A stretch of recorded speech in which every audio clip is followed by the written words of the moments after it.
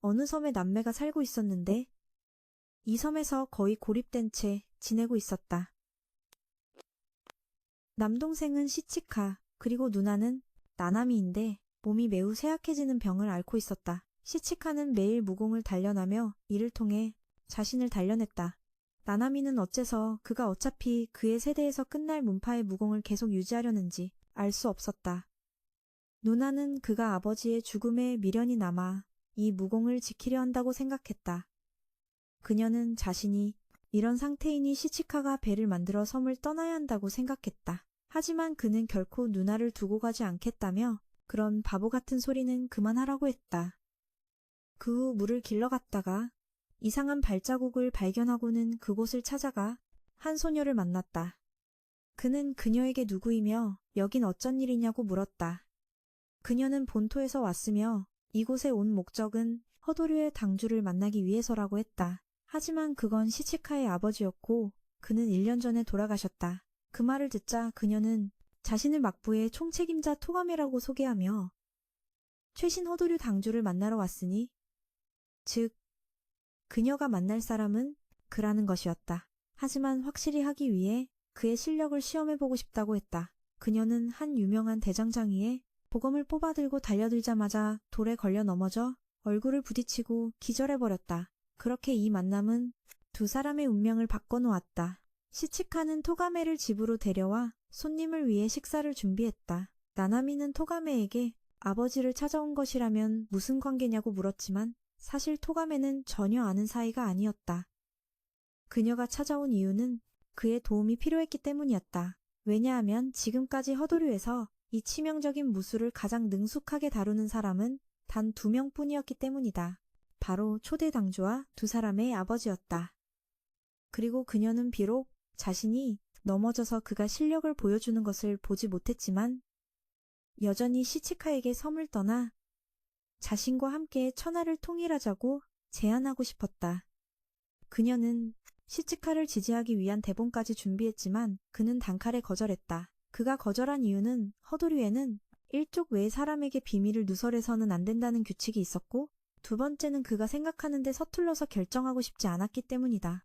나나미는 토가메의 목적이 천하통일이라는 게 무슨 의미인지 물었다. 그녀는 두 사람에게 시키자키라는 이름을 아는지 물었다. 그는 유명한 대장장이로 허도류의 천적이라 할 수 있었지만 다른 사람들에게는 매우 재능 있는 대장장이었다. 평생 그는 여러 나라와 거리를 두고 천자루에 매우 높은 품질의 검을 만들어 모든 나라에 배포했고 이로 인해 강대국들은 그의 검을 찾아다니기 시작했다. 그리고 막부의 주인은 500자루가 넘는 검을 모았지만 그것들은 별 볼일 없었다. 1000자루 중 단 12자루만이 진정한 보검이었기 때문이다. 나머지 988자루는 이 12자루의 진정한 검을 위한 시험작에 불과하다는 소문이 있었다. 각 검의 힘은 상상을 초월하여 군대 전체가 보검을 사용하는 한 사람에 의해 섬멸될 수도 있었다. 하지만 요즘은 대부분 그 검들이 얼마나 강력했는지만 기억할 뿐 전투에 사용하지는 못했다. 하지만 막부는 여전히 그 힘을 두려워하여 사람을 보내 모두 한 곳에 모으게 했다. 대충 문제는 이해했지만 시치카 남매는 검을 찾으러 가는 데다 이미 검이 절반이 어디 있는지 안다면 왜 닌자를 고용하지 않느냐고 생각했다. 하지만 이미 고용했었고 그들은 검을 들고 도망쳐버렸다. 한 자루의 검의 가치가 전 재산에 해당하기 때문에 돈으로도 그 가치를 헤아리기 어려웠다. 그래서 시치카는 명예를 위해 일하는 검객들을 고용하는 게 낫다고 생각했지만 그 방법도 이미 고려했었고 결과는 검객들도 그 보검을 들고 사용해버렸다. 어떤 검객도 보검을 손에 쥐고 그 유혹을 뿌리칠 수 없었다. 그래서 그녀는 돈과 명예에 관심 없는 허도류의 사람을 찾아와야만 했다. 그녀는 다시 한번 시치카에게 막부에 와서 모든 검을 수집하는 것을 도와달라고 청했다. 하지만 그는 매우 귀찮고 불필요하게 위험하다며 거절했다. 토가메는 그에게 동기가 없다는 것을 알아채고 사람은 사랑이 있을 때 동기가 생길 수 있다고 생각했다. 그래서 그녀는 시치카가 자신을 사랑하게 만들어 돕게 하려 했다. 하지만 아가씨, 자신에 대해 너무 과대망상하는 거 아니야. 갑자기 세 사람은 날아오는 쿠나이의 공격을 받아 피해야만 했다. 시치카는 집이 부서지는 것을 보고 화가 나서 그 녀석을 쫓아갔다. 토가메는 공격한 자가 바로 막부가 고용했다가 검을 들고 도망친 닌자라는 것을 알았다. 나나미는 그녀에게 처음부터 누가 미행했는지 물었고 토가메는 자신이 매우 경계심이 강해 아무도 따라오지 못하게 했다고 자신했지만 나나미는 그녀가 무엇을 타고 이곳에 왔는지 상기시켜 주었다. 그녀는 배를 타고 왔고 뱃사공 한 명만 따라왔다. 그렇게 그가 어떻게 여기에 왔는지에 대한 미스터리가 풀렸다. 이제 나나미는 그 녀석이 시치카를 해변으로 유인해 싸울 것이라는 것을 알았다. 그리고 정말로 두 사람은 그때 바다에 있었다. 그는 토가메와 함께 배를 젓는 내내 함께 있었고 그녀가 계속 손가락질하며 아무것도 하지 않는 방식을 정말 싫어했다. 그는 그 후 시치카가 혐오스러워하는 가운데 목구멍에서 보검을 꺼냈다. 그는 먼저 그를 처리하고 그 다음 토가메를 처리하고 싶었다. 그가 공격하러 달려들자 시치카는 즉시 피했다. 그는 검을 붙잡고 부러뜨리려 했다. 하지만 그는 재빨리 검을 빼냈고 시치카는 다음번에는 반드시 부러뜨리겠다고 맹세했다. 하지만 그는 이 검이 얼마나 단단한지 알려주었다. 토가메도 만약 그가 검을 부러뜨리면 막부가 그녀에게 죄를 물어 죽게 할 것이라고 말했다. 하지만 그는 그녀를 돕겠다고 약속한 적이 없었다. 그녀는 여전히 그 검이 매우 가치 있으니 어리석게 부러뜨리지 말라고 했다. 닌자는 검을 집어넣고는 시치카에게 이제부터 진심으로 싸우겠다고 알렸다. 시치카는 토가메에게 무슨 요구가 있든 한꺼번에 말해서 자신도 알 수 있게 해달라고 했다. 그 후 그는 달려들어 수많은 쿠나이를 던졌다. 시치카는 손을 들어 막아냈지만 그 후 토가메와 닌자는 보이지 않았다. 그는 이미 그녀를 데려가 나무에 묶어놓은 상태였다.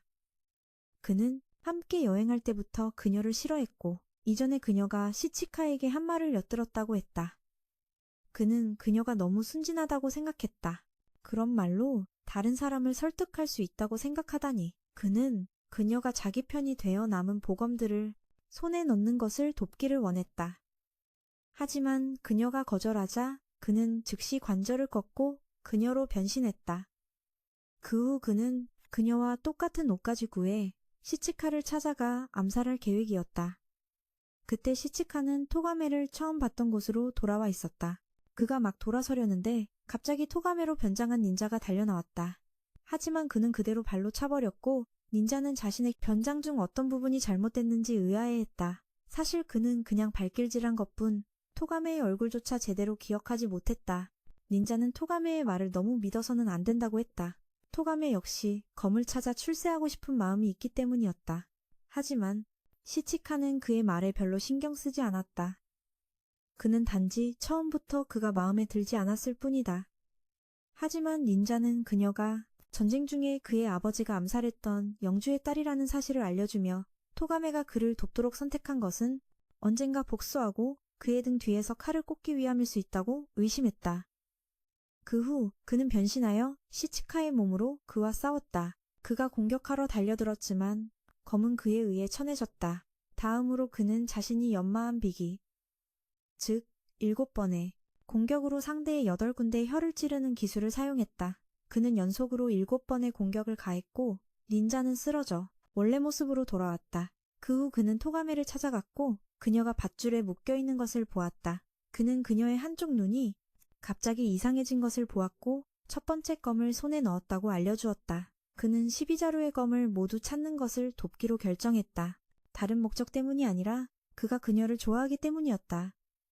그리하여 그날 오후 두 사람은 정식으로 배를 타고 본토로 돌아갔다. 나나미는 사실 동생이 떠날 이유가 있기를 바랐다. 그가 20년 동안 수련해 왔으니 이제 그 실력을 발휘할 곳이 필요했기 때문이다.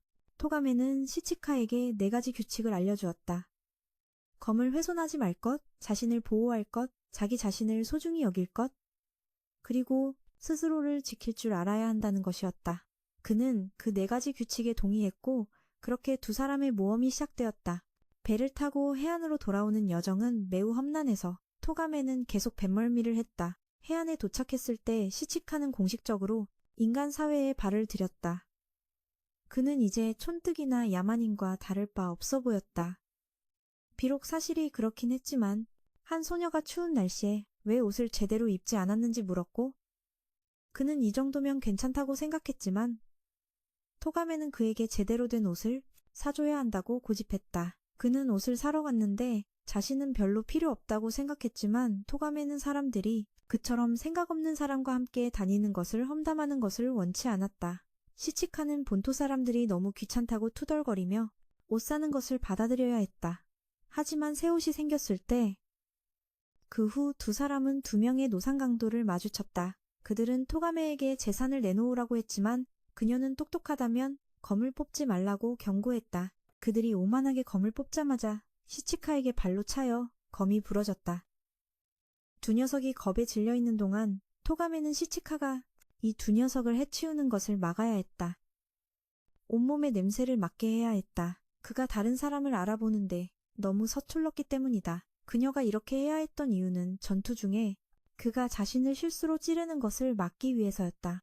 그는 그들이 다음에 갈 곳에 대해 궁금해했고 토가메는 그들이 찾으러 갈 검은 매우 유연성이 뛰어난 검이라고 알려주었다. 그리고 거의 모든 것을 꿰뚫고 베는 능력도 있지. 따지고 보면 우리가 이제 찾으러 가는 칼이 방금 얻은 칼보다 더 강해. 그리고 이 두 번째 칼은 한 검객이자 영주가 가지고 있는데 그 이름은 긴카쿠이자는 일찍이 막부의 대군을 격파하고 당당히 보검의 주인이 되었지. 닌자 마을의 우두머리였던 이전 닌자 우두머리가 보검을 빼앗기 위해 긴카쿠를 찾아왔지만 들어서자마자 긴카쿠가 검을 뽑았지. 아주 빠르게 다시 칼집에 넣었고 그 닌자는 자신이 두동강 났다는 사실조차 깨닫지 못했지. 토가메는 시치카에게 긴카쿠가 다스리는 곳에 대해 알려줬어. 이 땅은 사막화되어 살아있는 사람이 거의 없고 아무도 그가 왜 이 사람 없는 곳에 고집스레 머무는지 이해하지 못했지. 그녀는 시치카에게 개성이 너무 없다며 자신만의 구호를 만들라고 했어. 보고서를 몇 번이나 썼지만 도저히 그를 돋보이게 쓸 수가 없었대. 이전 전투는 그녀가 직접 보지 못해서 아무것도 쓸 수 없었고 지금 시치카에 대한 유일한 인상은 우통벗은 바보뿐이었지. 그는 자신이 검을 삼키고 인수를 쓰는 놈처럼 어떻게 특별할 수 있겠냐고 했지만 그녀는 닌자들도 각자 개성이 많다고 했어. 특별한 개성이 있고 긴카쿠가 방금 뵌 녀석도 그녀가 가장 기억하는 인물 중 하나였지. 그녀는 시치카에게 혹시 입버릇 같은 게 없냐고 물었고 그는 그저 귀찮아 죽겠네 라고 말했지. 이 말버릇은 너무 별로였는데 그녀의 보고서는 동시에 그녀의 칼 수집 이야기에 대한 소설이기도 해서 그녀는 열정 넘치는 주인공이 필요했거든. 그저 귀찮다고 말하며 의욕 없어 보이는 녀석이 아니라 말이야. 그녀는 남들이 자기가 억지로 이 여정에 끌어들였다고 생각하는 걸 원치 않았어. 몇 가지 문구를 준비해왔으니 보고 써보라고 했지만 그녀가 고른 것들은 너무 오글거리거나 너무 기괴하고 야만스러워서 그는 거절했지. 하지만 그녀는 시치카에게 꽤 어울리는 문구를 생각해냈어. 이제 내 놈이 조각날 시간이다 같은 거 말이야. 그의 필살기인 칠지도를 쓸 때 이 말을 하면 된다고 했지. 시치카는 꽤 괜찮다고 생각하고 써보기 시작했어. 토가메는 이 쓸데없는 일에 시간을 너무 많이 썼다며 여정을 계속하자고 했지. 예정대로라면 저녁쯤이면 긴카쿠의 거처를 찾을 수 있었어. 해질녘이 되자 토가메는 시치카가 너무 빨리 걸어서 지치기 시작했지만 그는 그녀가 옷을 너무 많이 입어서 느린 거라고 했지. 자기처럼 옷을 적게 입을수록 민첩해진다면서 말이야. 하지만 그녀는 그가 아래까지 벗는 건 금지했어.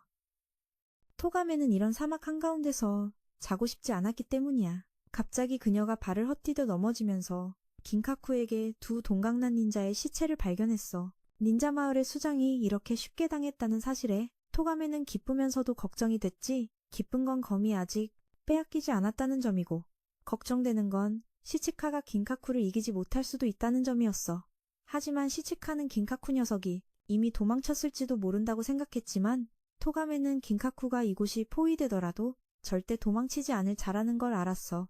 그가 한 번도 도망치지 않았다는 건 그가 아주 만만찮은 상대라는 증거였지. 시치카는 돌아가는 게 낫겠다고 생각했지만 토가메는 그러고 싶지 않았어. 이만큼 준비하고 와서 되돌아갔다고 쓰기도 싫었지. 그래서 둘은 어쩔 수 없이 안으로 들어갔어. 시치카는 싸우지도 못하면서 왜 자꾸 앞장서냐고 궁금해했지. 그는 그녀가 긴카쿠와 무에라도 겨루고 싶은 줄 알았어. 하지만 그녀는 자신이 종이장처럼 베일 거라는 걸 알았지. 그녀가 앞장선 목적은 협상을 통해 검을 얻을 수 있을까 하는 희망 때문이었어. 사실 그녀는 협상에 큰 희망은 없었지만 거미 주인이 좋은 사람이길 바라며 어떻게든 살인을 피하고 싶었어. 그 후 둘은 긴카쿠의 방에 도착해서 그를 만났지. 토가메는 긴카쿠를 부르며 그가 검을 막보에 넘겨주길 바란다고 했어. 그녀는 긴카쿠에게 그에 상응하는 가치의 모든 것을 교환해줄 준비가 되어 있었지. 긴카쿠는 자신이 수배자라 바라는 게 없다고 했지만 그녀는 불법이든 합법이든 능력껏 모든 일을 도와줄 수 있었어. 그런데도 긴카쿠는 만약 누군가에게 부탁하려면 문 앞에 서 있을 게 아니라 안으로 들어와 앉아서 협상해야 한다고 그녀는 그를 믿고 안으로 들어섰어. 긴카쿠가 검을 뽑는 순간 시치카가 재빨리 토가메를 밖으로 걷어찼지. 그럼에도 그녀는 검에 스치고 말았지. 긴카쿠는 조상이 자신에게 검을 물려줬기 때문에 그녀에게 넘겨줄 수 없다고 했어. 게다가 그 녀석도 막부를 증오하니 당신이 시치 같은 고수를 데려왔다면 그를 이용할 생각도 했을 테지. 무력을 쓸 생각이었을 거라고 했지. 하지만 시치카는 그가 조상 때문에 검을 잃을까봐 두려워하는 게 아니라 검을 잃으면 자기 힘의 대부분을 잃게 될까봐 두려워하는 거라고 했어. 그는 길게 말하는 걸 싫어하며 시치카와 한판 붙고 싶어 했지. 이기는 자가 검을 갖는 걸로 말이야. 긴카쿠는 그에게 안으로 들어오라고 했지만 그는 거절하고 먼저 토가메와 상의하겠다고 했어. 그동안은 계속 쉬고 있으라고 말이지. 그는 시치카를 보내주며 문을 닫아달라고 했어. 하지만 가기 전에 그의 이름을 알고 싶어 했고 그는 자신이 허도류에서 왔다고 소개했지. 그는 토가메와 밖으로 나와 상의했어. 그가 싸우려고 쫓아오는지 시험해보고 싶었는데 쫓아오지 않더군. 아무래도 그 방이 긴카쿠의 강점인 것 같았어. 거기에 들어가는 건 위험해서 그가 계획을 세웠지. 그녀가 방에 들어가서 두동강 나면 그가 시체를 버리러 갈 때 기습한다는 계획이었지. 물론 전혀 좋은 계획이 아니었어. 조금도 말이야. 그래서 그는 긴카쿠와 맞서기로 결정했고 그녀가 뒤에 있어줘야 했지. 지켜야 할 것이 있을 때 사람은 더 강해진다고 생각했거든. 이때 긴카쿠가 이곳에 집착하는 이유가 밝혀졌어. 그의 조상들이 대대로 이곳을 지켜왔고 그는 유일하게 남은 후손이었지. 이 검과 이 성이 그에게 남은 전부라서 이곳이 싸울 이유로서 필요했던 거야. 그 후 둘은 긴카쿠에게 돌아가 시치카도 이제 진심으로 싸울 거라고 전했어. 그도 진심으로 싸우겠다고 했지. 그 후 시치카는 자신의 기술을 써서 긴카쿠에게 돌진했어. 긴카쿠는 그의 발걸음을 노리고 배려했지만 그가 속임 동작으로 허치게 만들 줄은 몰랐지. 그는 한 방 찼지만 긴카쿠가 죽지 않도록 일부러 힘을 조절했어. 그 공격 후 긴카쿠는 진심을 다해야겠다고 결심했지. 그는 한 번에 5번을 베며 다시는 빈틈을 보이지 않겠다고 선언했어. 방금의 공격으로 그 자신도 손에 상처를 입었지만 이건 의도한 거였지. 긴카쿠의 목적은 검에 피를 묻혀 더 빨리 뽑아 빛의 속도에 도달하려는 거였어. 토가메는 물러나서 긴카쿠가 과다출혈로 죽게 내버려두는 비겁한 수를 쓰자고 했지만 그는 그렇게 비겁하게 싸우고 싶지 않았지. 최상의 상태인 긴카쿠와 정정당당하게 싸우고 싶어 했어. 하지만 싸우기 전에 그는 만약 자기가 토가메에게 검을 주면 이 땅을 복구하는 걸 도와줄 수 있는지 물었어. 대답은 불가능이었지. 그래서 긴카쿠는 자신이 그녀를 공격한 게 옳았다고 여겼어. 그 후 둘은 정식으로 서로에게 최강의 기술을 날렸지. 긴카쿠는 한 번에 10번을 공격했지만 시치카는 한 발 물러나 토가메의 얼굴을 발판 삼아 뛰어올라 지붕으로 공격 범위를 피한 뒤 뛰어내려 마무리했어. 둘은 그렇게 칼 한 자루를 더 얻었지. 시치카는 토가메가 여전히 화나 있는 걸 봤어. 일부러 뒤에 서라고 해놓고 얼굴을 발판으로 썼으니까 게다가 뒤에 서라고 한 게 동기부여를 위해서였다고 뻔뻔하게 거짓말까지 했잖아. 시치카는 그녀에게 긴카쿠가 한 말에 대해 물었어. 그녀 말로는 그게 유언이었대. 엄청난 힘을 담고 있고 오직 죽기 전에만 말하는 거라서 유언은 평생 단 한 번만 쓸 수 있는 말이야. 그리고 긴카쿠가 한 말은 이제 쉴 수 있겠군이었어. 그로부터 3개월 후 토가메와 시치카는 주지가 있는 한 사원으로 향하고 있었지.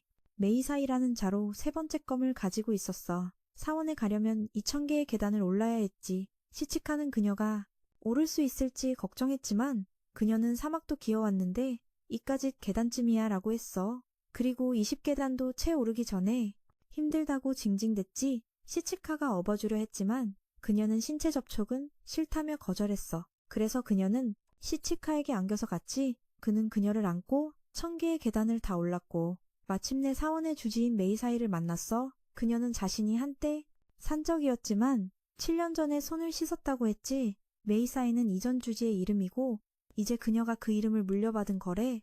옛날 이름은 더는 기억나지 않는다고 했어. 그녀는 이곳이 사원이라기보다는 여자 수도원이라고 했지. 대부분 여성이기 때문이야. 총 1000명이나 이곳에 있대. 그녀는 토가메 같은 막부 사람이 여긴 무슨 일로 왔는지 궁금해했어. 토가메는 따로 이야기하고 싶다고 했지. 메이사이도 알아듣고 모두 나가라고 한 뒤 자신은 토가메를 데리고 갔어. 그녀는 토가메에게 많은 사람이 생활하는 모습을 보여주며 이곳의 모두에게 각자의 고통과 죄가 있다고 했지. 가족을 해친 사람도 있고 부족 전체를 몰살한 사람도 있지만 그들을 비난하지는 말라고 했어. 따로 이야기하러 신전에 도착했을 때 메이사이는 토가메에게 술을 권하며 그녀가 마셔야만 둘이 친구가 될 수 있다고 했지. 술을 마신 뒤 토가메는 바로 본론으로 들어가 검을 달라고 했어. 그녀는 그 보검이 메이사이가 가진 검에는 작은 버전이 많이 있고 그 작은 검들을 메이사이가 모두에게 나눠줬을 거라고 알고 있었지. 이 수도원의 사람들에게 말이야. 토가메는 수도원이 어렵다는 걸 알고 메이사이가 검을 넘겨주면 막부가 이곳의 어려움을 해결해 줄 거라고 했어. 그 후 메이사이는 시치카에 대해 물었고 시치카는 그때 수도원의 여자들에게 인사를 건네고 있었지. 하지만 시치카는 모두가 자신을 피하고 일부는 멀리서 예의주시하는 걸 봤다. 토가메는 메이사이에게 시치카가 허도류라는 사실을 알렸다. 그 말을 들은 메이사이는 자신의 검술과 허도류 중 어느 쪽이 더 강할지 궁금해했고 토가메에게 검을 넘겨주기로 했지만 한 가지 조건을 들어줘야 했다. 그날 오후 그녀는 다시 시치카를 찾아가 상황이 아주 안 좋다고 알렸다. 그녀는 신사에 있는 사람들에게 나눠준 시험용 검 중에서 진짜를 찾아내야 하고 동시에 그 후에 메이사이와의 1대1 대결에서 이겨야만 그들이 검을 얻을 수 있었다. 하지만 지면 이전에 얻었던 두 자루의 검도 잃게 된다. 시치카는 불공평한 조건이라 생각했지만 지금은 이게 유일한 방법이었다. 그 후 토가메는 시치카에게 머리카락을 놔달라고 했지만 그가 발을 헛디뎌 넘어지는 바람에 둘은 엉켜버렸다. 그 시각 메이사이는 측근과 의논하고 있었다.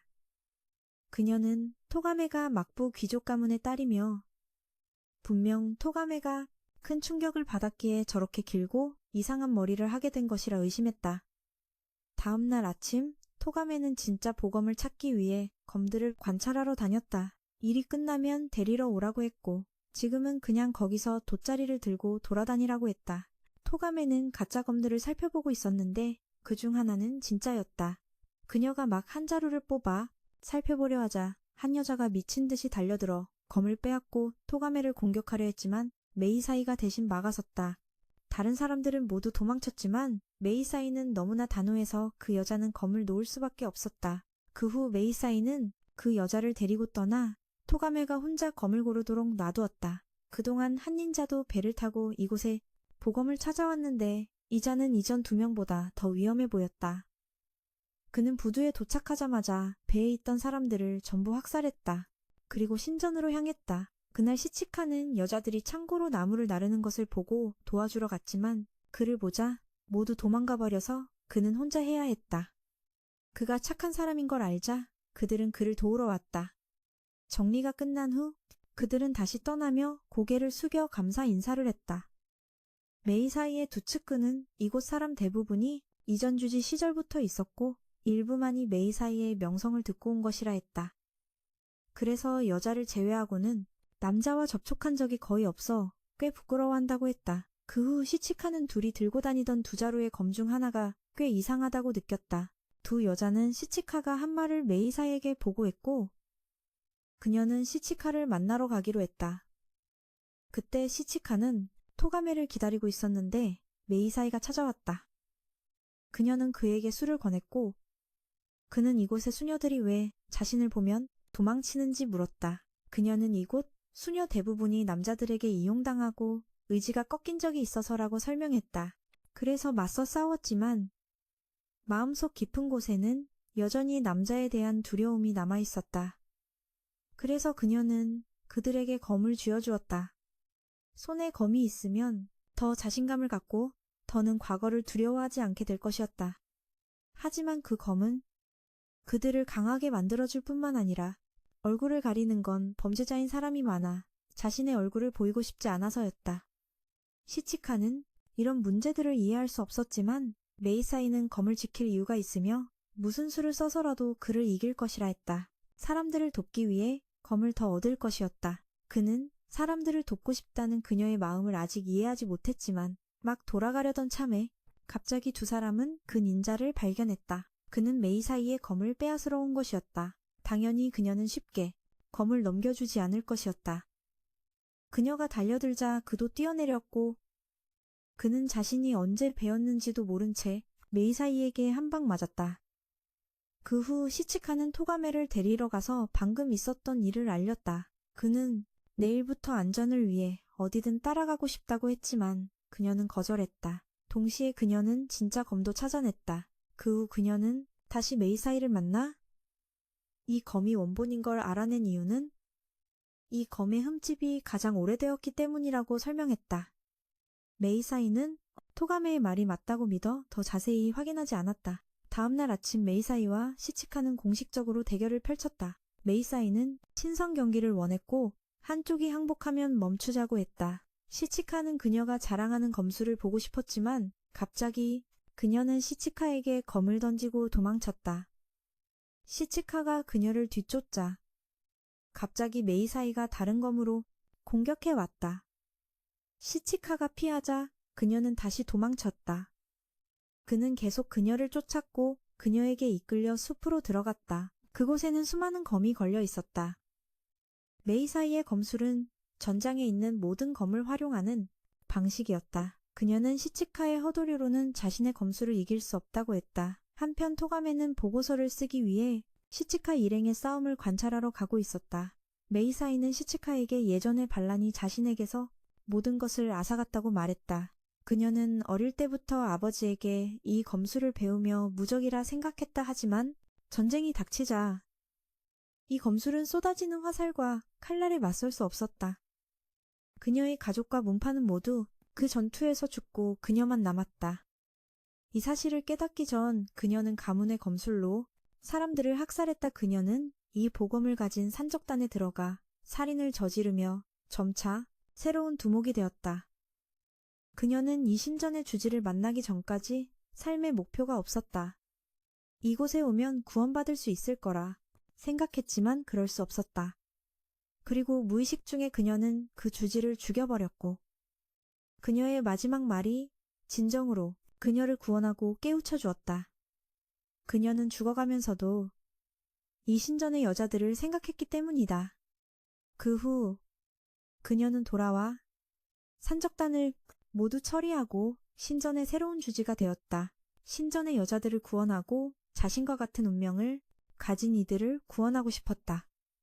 그리고 그녀는 다시 한번 시치카의 허도류는 자신의 검술을 이길 수 없다고 선언했다.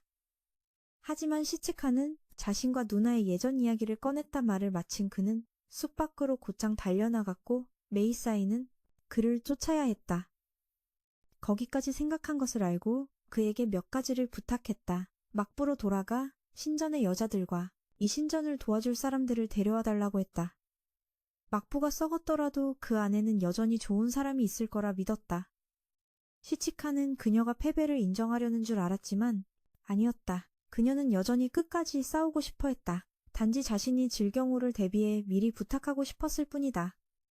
그 후 그녀는 땅 밑에서 오랫동안 숨겨왔던 진짜 보검을 꺼냈다. 시치카도 그 검의 영혼이 느껴졌기에 진짜라는 걸 알아차렸다. 그 후 그녀는 시치카에게 검을 던지고 달려들었다. 그가 공격을 막자 그녀는 달려들어 검을 잡고 연속 공격을 퍼부었다. 시치카에게 달려들었다. 하지만 토가메가 도착했을 땐 피 묻은 손을 한 시치카와 죽은 메이 사이만 보였다. 하지만 시치카는 여전히 태연하게 자신이 이겼다고 말했다. 메이 사이가 죽었기에 토가메는 자신의 명예를 걸고 모든 수녀의 안전을 보장했다. 돌아가는 길에 토가메는 이 보검에는 소유자가 쉽게 포기할 수 없게 만드는 독이 들어있다고 했다. 그래서 시치카가 한 일이 검을 얻을 수 있는 유일한 방법이었을지도 모른다고 했다. 그로부터 얼마 후 두 사람이 여정을 시작한 지 4개월이 지난 시점이었다. 두 사람은 한 마을에 있었고 벚꽃이 비처럼 흩날리는 밤하늘 아래였다. 토가메는 막 전령을 만나고 시치카에게 돌아온 참이었다. 구체적으로 네 번째 보검의 소유자인 사비아쿠에이가 두 사람에게 도전장을 보냈다.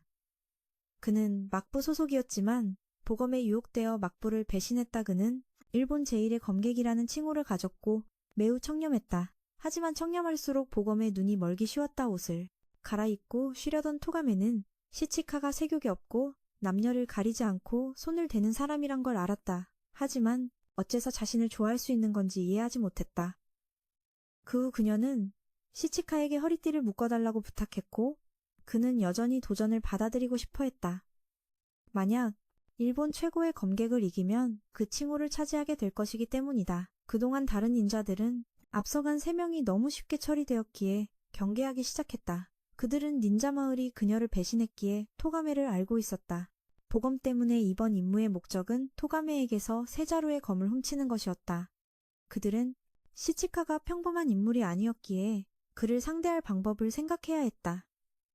그들은 이제 한 섬으로 향하고 있었고 닌자 마을의 곤충 부대가 임무를 시작할 것이었다.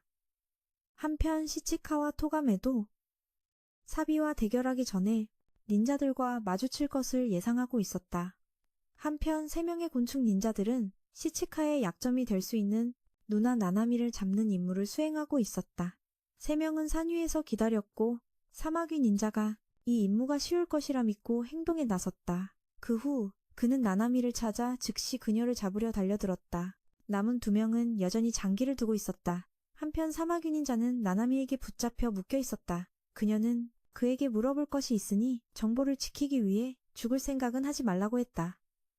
나비 닌자는 조금 걱정되어 찾아가려 했지만 벌 닌자는 사마귀 닌자는 괜찮을 거라며 둘은 다시 장기를 두었다.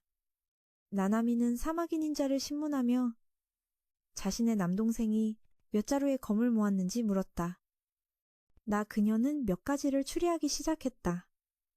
그녀는 또한 시치카가 예전에 거짓말하는 버릇이 있었고 그럴 때마다 손톱을 물어뜯었다고 했다. 그게 꼴보기 싫어서 그녀는 그가 물어뜯지 못하게 손톱을 부러뜨렸고 이제 그에게 다시 시험해보고 싶어 했다. 그의 손톱을 부러뜨렸지만 그가 손톱을 물어뜯게 놔두고 싶어 했다. 그 역시 죽음이 두려워 자신의 인수를 털어놓으려 했지만 기회를 틈타 반격했다. 하지만 그는 실패했고 그녀에게 자신의 손톱으로 목을 찔렸다. 그의 얼굴을 보니 옛날 아버지가 그녀에게 당주 자리를 물려주지 않은 것이 그녀가 여자라서가 아니라 그녀가 너무 강했기 때문에 아버지가 시치카를 선택했다는 것을 떠올리게 했다. 그녀는 오랫동안 시치카와 겨뤄볼 기회가 없어서 그가 더 강해졌는지 어떤지 알 수 없었다. 시치카는 누나와 겨뤘을 때 한 번도 이기지 못하고 대부분 당하기만 했던 것을 떠올렸다. 나나미가 몸이 약해서 더 이상 싸울 수 없다고 말해 무승부로 끝났던 것이다. 두 닌자는 사마귀에게 무슨 일이 생겼다는 것을 알아차렸다. 생명의 돌이 갑자기 두 동강 났기 때문이다. 그들은 걱정이 되어 정찰을 가기로 결정했다. 나비가 가겠다고 했고 벌에게는 밖에서 관찰하라고 했다. 그는 벌이 유리하도록 정보를 캐내려 했다. 최대한 유리하게 말이다. 만약 자신에게 무슨 일이 생기면 벌은 도망쳐서 정보를 가져가야 했다. 하지만 비관적인 말을 하고 싶지 않았기에 나비는 자신이 살아남을 것이라 믿으려 했다. 이 임무가 끝나면 고향으로 돌아가 결혼할 것이기 때문이다. 담배를 피우려 하자 벌이 말렸다. 돌아가서 함께 피우고 싶었기 때문이다. 나비는 그 후 만일의 사태에 대비해 함께 있을 수 있도록 돌을 반으로 나눠 가졌다.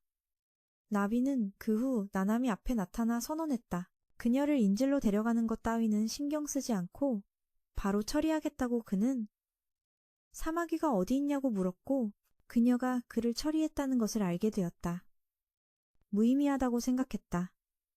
그가 자세를 취하는 것만으로도 그의 모든 움직임을 읽을 수 있었기 때문이다. 그녀는 자신이 허도류를 완전히 배운 것이 아니며 자신의 싸움 방식은 거의 어떤 유파나 규칙도 따르지 않는다고 했다. 그녀는 그 후 천천히 다가가 나비가 먼저 덤벼들게 만들었지만 그녀는 피하고 바로 일격을 날렸다. 나비는 경공을 써서 피한 뒤 나뭇가지를 이용해 다시 튀어올라 공격했다. 그는 나나미에게 경공에 대해 설명했다. 거의 중력을 무시하게 해주는 기술이라고. 나나미는 그가 그 기술을 사용해 동료들을 이곳으로 데려왔다는 것을 알았고 그녀는 그가 그 기술을 배우기 위해 많은 시간을 들인 것을 질투했다. 그 사마귀 녀석도 분명 많은 시간을 들여 그 긴 손톱 기술을 익혔을 것이다. 그녀는 노력이라는 단어의 의미를 한 번도 이해해 본 적이 없었기에 질투했다. 그는 나무 위로 날아올랐지만 나나미가 사라진 것을 깨달았다. 그녀 역시 경공을 사용해 그의 바로 앞에 나타났고 이내 그의 심장을 똑바로 찌르는 일격을 날렸다. 그 안에 있던 돌멩이도 부서졌다. 그녀는 이 긴 손톱 기술도 쓸 수 있게 되었다. 그녀는 이 두 기술을 한 번 보고 배웠다고, 다시 말해 눈 깜짝할 사이에 배웠다고 말했다. 나비는 그녀의 이 능력에 공포를 느꼈다. 그녀는 원래 이단으로 여겨졌고 아버지도 그녀의 능력을 여러 번 제안했기에 그녀에게 허도류를 가르치지 않았다. 하지만 그녀는 그가 시치카를 가르치는 것을 몰래 지켜봤다.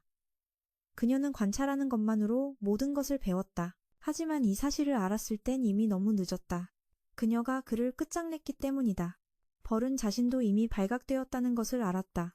그리고 나나미가 병이 있다는 것을 눈치채고 몰래 나나미의 등에 벌침을 쌌다. 그는 그녀에게 그 침에는 독이 있지만 치명적이지는 않다고 말했다. 그는 두 사형의 복수를 위해 여기서 그녀를 처리할 수도 있었지만 그녀를 잡아 칼을 넘기게 하고 싶었다. 나나미는 유리한 위치에 있는 자들이 말이 많다는 것을 알았고 닌자도 예외는 아니었다. 그녀는 반격하려 했지만 그에게 한 발 더 맞았다. 그는 만일을 대비해 그녀의 양팔을 베어버릴 작정이었지만 칼을 뽑아 다가서는 순간 그녀는 사라지고 그에게 되받아 쐈다. 그녀는 그의 독이 자신에게는 아무것도 아니라고 말했다. 그녀는 경공으로 뒤로 돌아 그가 방금 쓴 기술을 이용해 그에게 되받아 쐈다. 총알은 물론 그가 방금 쏴준 두 발이었고 그녀가 총알을 빼낸 방법은 이 손톱이었다. 그녀는 매일 고통을 겪어왔고 그 고통에서 해방되는 느낌을 기다리고 있었다. 그녀는 벌에게 물었다. 독으로 죽고 싶은지 칼로 죽고 싶은지. 그는 빨리 죽여달라며 형제들 곁에 묻어달라고 부탁했다. 한편 시치카도 승리하여 네 번째 칼을 얻었고 현재 토가메와 함께 가벼운 식사를 하고 있었다. 섬 전체도 두 사람의 싸움으로 엉망이 되었다.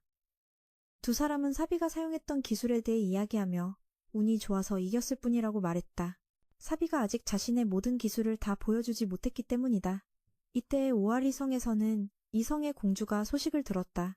시치카와 토가메가 자신이 임명한 일본 제1의 검사 사비를 물리치고 12자루의 완성형 변체 도중 4자루를 모았다는 소식을. 특히 시치카는 수많은 고수들과 맨손으로 싸우면서도 작은 상처 하나 입지 않았다는 것이다.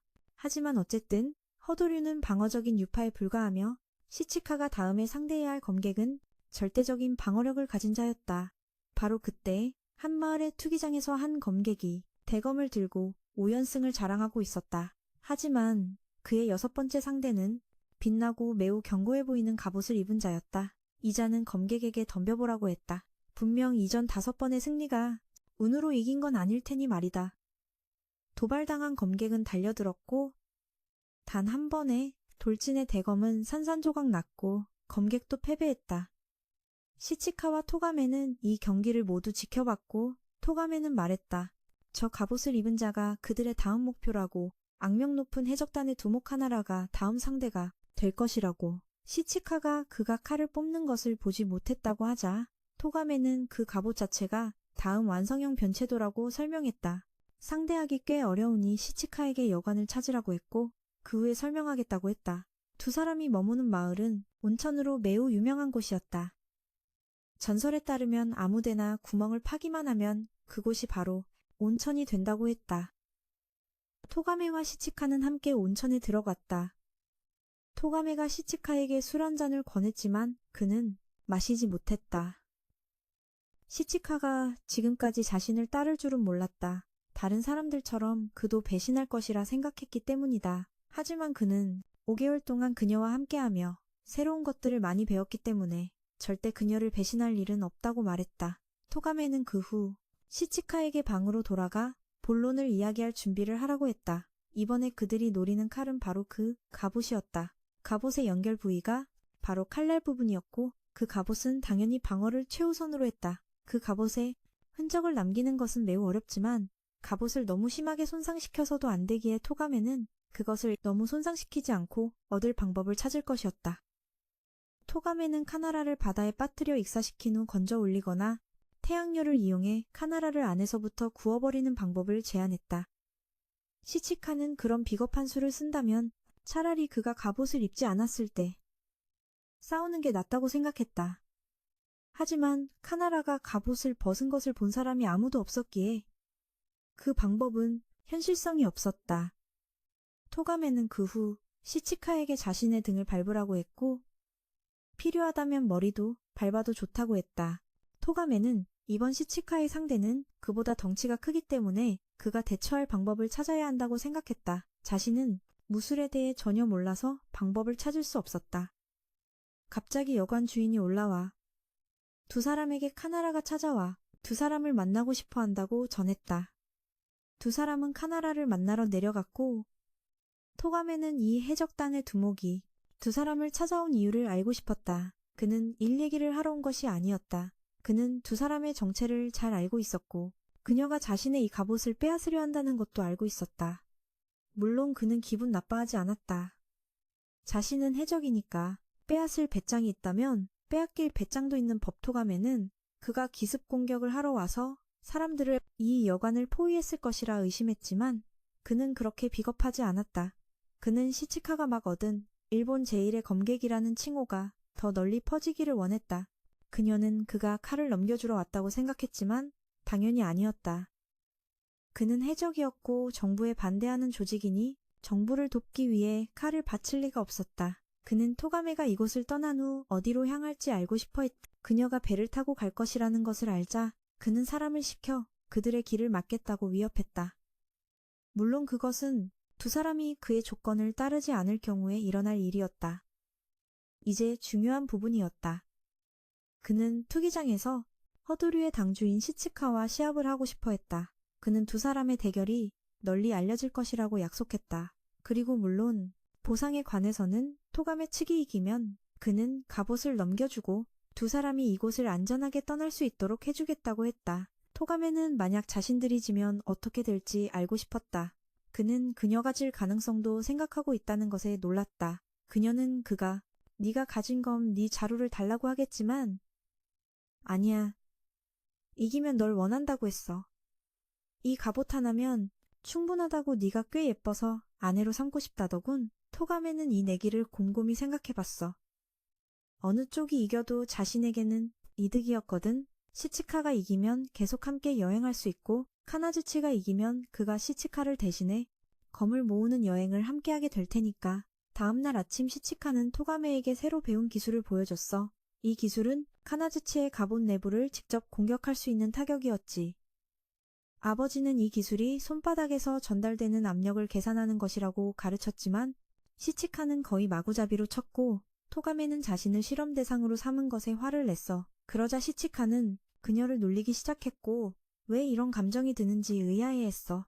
평소에 그녀도 자기를 자주 때리니 이걸로 퉁치자고 했지. 그는 카나즈치의 제안에 대해 어떻게 생각하냐고 물었어. 그녀는 해적의 네트워크와 손을 잡는 것이 분명 이득이 되지만 어쨌든 해적인 카나즈치를 믿을 수는 없다고 했어. 그러면서 반대로 만약 자기가 너 대신 카나즈치와 검을 모으러 가면 어떨 것 같냐고 물었지. 시치카는 그녀가 카나즈치와 가면 자신이 어떻게 될지 모르겠다고 했어. 두 가지 경우가 있는데 자기가 져서 죽으면 끝이고 지더라도 살아남는다면 아마 섬으로 돌아가 나나미와 계속 살게 될 거라고 했어. 이건 별로 마음에 안 드니 어떻게든 이겨야겠다고 말했지. 그때 갑자기 여관 직원이 토가메에게 온 편지가 있다고 전했어. 그녀는 카나즈치가 보낸 거라고 생각했지만 그 편지는 사실 이 남자에게서 온 것이었어. 토가메는 그가 마니와 닌자 12도령 중 한 명인 마니와 펭귄이라는 것을 알아봤지. 그는 싸우러 온 게 아니라 협상을 하러 왔다고 했어. 만약 아직도 경계한다면 증거로 한 팔을 자를 준비가 되어 있다고 했지. 그녀가 여전히 주저하는 것을 보고 그는 정말로 한 팔을 잘라 자신의 진심을 보였어. 그녀가 원한다면 남은 팔도 잘라버릴 수 있다고 했지만 토가메는 이만하면 충분하다고 했지. 먼저 마을의 다른 두령들에 대해 그는 시치카와 토가메가 최소 3명의 두령과 마주쳤고 그 3명이 모두 죽었다는 것을 알고 있었어. 하지만 최근에 또 다른 3명의 두령이 목숨을 잃었는데 이건 토가메도 모르는 일이었지. 짧은 시간 안에 마니와 닌자 마을은 너무 많은 손실을 입었어. 그래서 그는 처음부터 그녀를 배신한 것이 실수였다고 믿게 됐지. 게다가 이제 마을의 두령이 6명밖에 남지 않아 활동하기가 꽤 어려워졌어. 하지만 어차피 그들은 검두새 자루만 있으면 됐기에 닌자 마을은 그녀에게 거래를 제안했어. 그들은 그녀와 동맹을 맺고 남은 검들의 위치와 정보를 제공하는 대신 양측은 서로가 노리는 검에는 손대지 않기로 한 거지. 토가메는 이 방법이 괜찮다고 생각했어. 거미 주인과 닌자 마을을 동시에 상대하고 싶지 않았거든. 게다가 일단 그들이 새 자루를 갖게 놔두고 나중에 되찾아도 늦지 않으니까. 그래서 그녀는 거래에 동의했어. 그러자 호우보는 그녀가 향할 땅의 히테이 공주가 군대를 움직이기 시작했다는 사실을 알려줬지. 동시에 그녀가 모르는 검들의 위치도 거래에 대한 감사의 표시로 알려줬어. 토가메는 만약 닌자 측에서 계약을 파기할 생각이라면 그의 몸을 여러 조각으로 나눠도 원망하지 말라고 경고했어. 호우보는 그 후 돌아가면서 토가메가 시치카를 때릴 때 자주 쓰는 입버릇인 체리오의 의미를 사실 그녀가 잘못 알고 있다고 일러줬어. 지금까지 그녀는 그 단어가 에잇이나 그런 비슷한 뜻이라고 생각했지만 똑똑하다고 자부해왔는데 그렇게 오랫동안 기본적인 단어를 착각하고 있었다니 다들 자기를 이상한 눈으로 쳐다보고 왜 사람을 때릴 때마다 안녕이라고 말하는지 이해하지 못할 거야. 그녀는 창피했지만 시치카는 그렇게 부끄러워할 일이 아니라고 했어. 자기는 처음부터 그녀가 틀렸다는 걸 알았지만 전혀 창피하지 않았다고 한편 호우보는 돌아가는 길에 우연히 몇몇 해적과 마주쳤고 닌자의 길을 막았다는 이유로 그들에게 본때를 보여주기로 했지. 이때 우리는 카나즈치의 과거에 대해 더 알게 돼. 배를 공격해 모두를 살해했어. 그는 운 좋게 살아남아 하인으로 일하게 됐고 그 해적선에 탔을 때 카나즈치는 이 갑옷을 발견했어. 5년간 그들을 위해 일한 후 그들은 카나즈치에게 갑옷을 입어보라고 제안했고 그건 그들의 가장 멍청한 결정이었지. 그 갑옷 덕분에 카나즈치는 모두를 숙청하고 지금의 자리에 오를 수 있었어. 그가 토가메를 원하는 이유는 그녀가 옛날 자신의 여동생과 매우 닮았기 때문이었어. 다음날 마침내 대결이 시작됐지. 카나즈치는 시치카에게 물러날 기회를 주려 했지만 그는 도전을 받아들였어. 토가메도 카나즈치의 목숨은 뺏지 말라고 당부했기에 이번 싸움은 그에게 더 어려울 것 같았지. 그는 한 방에 끝내고 싶어서 자세를 잡기 시작했어. 토가메는 이 자세가 예전에 그가 긴카쿠와 싸웠을 때와 같다는 걸 알아차렸어. 시작하자마자 시치카는 돌진해 카나즈치에게 강력한 일격을 날렸지만 효과가 없었어. 그는 계속해서 반격하기 시작했고 시치카는 계속 피해야만 했지. 그는 다시 한번 갑옷을 꿰뚫는 기술을 썼지만 여전히 아무 소용이 없었어. 포기하라고 권했어. 시치카가 포기하려던 순간 밖에서 토가메의 말이 들려왔어. 그녀는 너무 많이 생각하지 말고 그저 있는 힘껏 싸우라고 했지 무술로 싸울 필요 없이 그냥 힘으로 싸우라고 말이야. 그 후 시치카는 더 이상 생각하지 않기로 했어. 그는 가만히 서서 카나즈치가 달려오게 놔뒀지. 카나즈치는 갑옷의 공격 능력을 활성화하고 달려들었어. 시치카는 경기장 밖으로 밀려났지만 여전히 굳건히 버티고 있었어. 순수한 육체적인 힘이었어. 지난 20년간 충분히 강한 체력을 단련해왔으니까 그는 카나즈치를 날려버리고 자기 여자에게 손대지 말라고 선언했어. 시치카가 승리했고 다음 날 두 사람은 정식으로 다음 장소를 향해 길을 떠났어. 토가메는 카나즈치를 찾아가지 않았는데 그가 자신에게 아직 미련이 있다고 오해하게 만들고 싶지 않았기 때문이야. 하지만 그녀는 그가 곧 괜찮아지고 오랜 시간 갑옷 뒤에 숨어 지낸 후 다른 사람들 앞에 설 수 있을 거라고 믿었어. 토가메는 시치카에게 어떻게 처음부터 그 체리오라는 말이 틀렸다는 걸 알았냐고 물었어. 그는 아버지가 예전에 가르쳐준 적이 있다고 말했지. 하지만 그녀가 말하는 걸 듣고는 자기가 잘못 기억하고 있는 줄 알았대. 그렇게 오랫동안 의미를 잘못 알고 있었다는 걸 알면서도 토가메는 계속해서 그것을 입버릇으로 쓰기로 했어. 그리고 두 사람은 카나즈치가 자신들을 속였다는 것을 전혀 몰랐지. 그는 이 배의 목적지를 토가메가 처음에 합의했던 곳이 아닌 다른 곳으로 바꿔버렸어. 두 사람이 곧 도착할 땅은 일본의 최북단에 위치해 있었어. 이곳은 복잡한 지형과 혹독한 환경 때문에 꽤 황량해 보였지. 이곳의 모든 생물은 매일 생존을 위한 싸움을 겪어야 했어. 그리고 토가메와 시치카는 눈보라에 쉴 새 없이 시달리며 이곳에서 생존하기 위해 고군분투하고 있었어. 토가메의 머리카락은 너무 추워서 얼어붙었고 시치카는 눈이 거의 무릎까지 오는 상황에서 산 정상까지 오를 수 있을지 의문이었어. 토가메가 산 정상에 오르려는 이유는 그곳에 이 추위를 잘 견디는 부족이 살고 있기 때문이었지. 그리고 물론 이곳에는 그들이 찾는 검 중 하나도 있었어. 하지만 이번 검은 싼 검이라 그녀도 그게 어떤 것인지 잘 알지 못했지. 공주는 토가메가 틀림없이 죽을 거라고 믿었어. 그 설사는 원래도 매우 혹독한 데다 산에 사는 부족도 그다지 친절하지 않았거든. 그 와중에 토가메는 포기하려 마음먹고 시치카에게 마지막 유언을 남기기 시작했어. 하지만 시치카는 추위 때문에 발이 보라색으로 변해 그녀보다 먼저 쓰러졌지. 시치카가 추워서 더는 걷지 못하게 되자 토가메는 방금 전에 포기하려던 태도를 버리고 시치카에게 힘내라고 말했어. 그때 갑자기 한 소녀가 두 사람을 발견하고 데려가기로 했지. 그 사이 닌자 마을의 6두령이 다시 만났어. 왜 5명밖에 없냐고 궁금해한다면 이들 중 한 명은 투명해질 정도로 위장술이 뛰어나기 때문이야. 호우보는 어째서 토가메가 그 설산 지역으로 갔는지 의아해했어.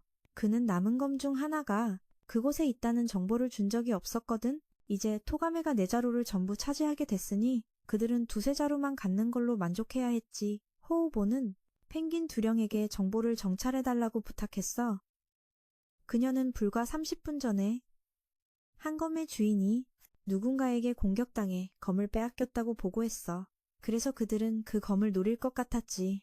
하지만 갑자기 호우보는 은신술을 쓰는 2령이 사라진 것을 깨달았어. 사냥개 2령은 토가메 일행에 대해 이야기할 때만 해도 그 투명 소녀가 여기 있었다고 기억했지. 호우보는 그녀가 토가메 일행을 노리고 있다는 걸 알고 맺은 지 한 달 된 동맹이 깨지는 것을 원치 않았기에 뒤를 쫓기로 했어. 투명 소녀가 모습을 드러냈어. 그녀는 평화를 지키고 싶어 했지만 동료들의 복수를 하고 싶었기에 그 설산으로 향할 것이었지. 다시 토가메 일행에게 돌아와서 두 사람은 그 소녀의 집으로 옮겨져 몸을 녹이고 있었어. 소녀의 이름은 코나유키. 그녀는 이 마을 사람이었지만 한 달 전 눈사태로 마을이 파묻혀 자신만 살아남았다고 했어. 두 사람은 검이 아직 남아있는지 물었지만 소녀는 마을의 비밀은 보통 어린아이에게 말해주지 않기 때문에 모른다고 했어. 마을 사람들 대부분은 촌장의 아들을 제외하고는 검을 쓰지 않았지만 지금은 모두 눈 아래에 잠겨 있었지. 하지만 소녀는 밖으로 나가 한번 찾아보겠다고 했어. 10년이나 여기서 살았으니 익숙해진 건지 시치카와 토가메는 보검의 역할을 알지 못했다. 부족 내에서의 역할 말이다. 하지만 소녀에겐 그다지 중요하지 않은 듯했다. 둘은 아직 확신할 수 없어. 계속 전투태세를 유지해야 했다. 상대가 어린아이라 해도 말이다. 그 후 토가메는 시치카에게 자신에게 숨기는 것이 더 있냐고 물었고 그는 아직 더 있다고 했다. 그는 그녀가 과거 반란 때 자기 아버지가 죽인 남자의 딸이라는 걸 알고 있었다. 하지만 그는 여전히 그녀를 섬기기로 했다. 시치카는 그 후 12자루의 검을 다 모으면 자신을 어떻게 할 거냐고 물었다. 아직 그 답을 확신하지 못했다. 그래서 우선은 둘이서 계속 검을 모으는 일에 집중하고 싶었다. 그 후의 일은 그가 듣고 싶은 답을 주겠다고 했다. 그러자 시치카는 바로 잠들어 버렸다. 토가메는 그가 자기보다 먼저 잠드는 건 드문 일이라고 생각했다. 그녀도 곧 잠이 들었다. 하지만 사실 시치카는 아직 자지 않았다. 다음날 아침 유아가 돌아왔다. 그녀는 검 한 자루를 가지고 왔다. 토가메는 자신이 찾는 검이 아닐 거라 생각했지만 내려놓자마자 땅이 꺼져버렸다. 과연 이것이 바로 그 보검이었다. 설명에 따르면 이 검은 만들어진 검 중에 가장 무겁다고 한다. 유아가 들 수 있다는 건 그녀가 엄청나게 강하다는 뜻이다. 그녀는 마을에서 가장 약한 사람인데도 말이다. 검에 새겨진 글에 따르면 이 검은 자격 있는 자만이 들 수 있다고 한다. 그래서 시치카는 유아와 내기를 하기로 했다. 그는 소녀를 이기면 자신도 자격 있는 자가 될 거라고 믿었다. 검을 들 자격 말이다. 소녀가 다치지 않도록 조심하면서 말이다. 그는 장풍으로 유아를 넘어뜨렸지만 소녀는 오히려 재미있어하며 전혀 패배한 기색이 없었다. 소녀는 다시 공격해왔고 시치카는 계속해서 피해야만 했다. 그리고 어떻게 된 건지 그녀는 공중에서 공격 방향을 바꿀 수 있었다. 시치카는 공격을 막았지만 뼈가 부러졌고 토가메는 처음으로 시치카의 목숨을 구하기 위해 항복을 외쳐야 했다. 한편 투명 닌자 소녀는 설산이 보이는 곳에 있었다.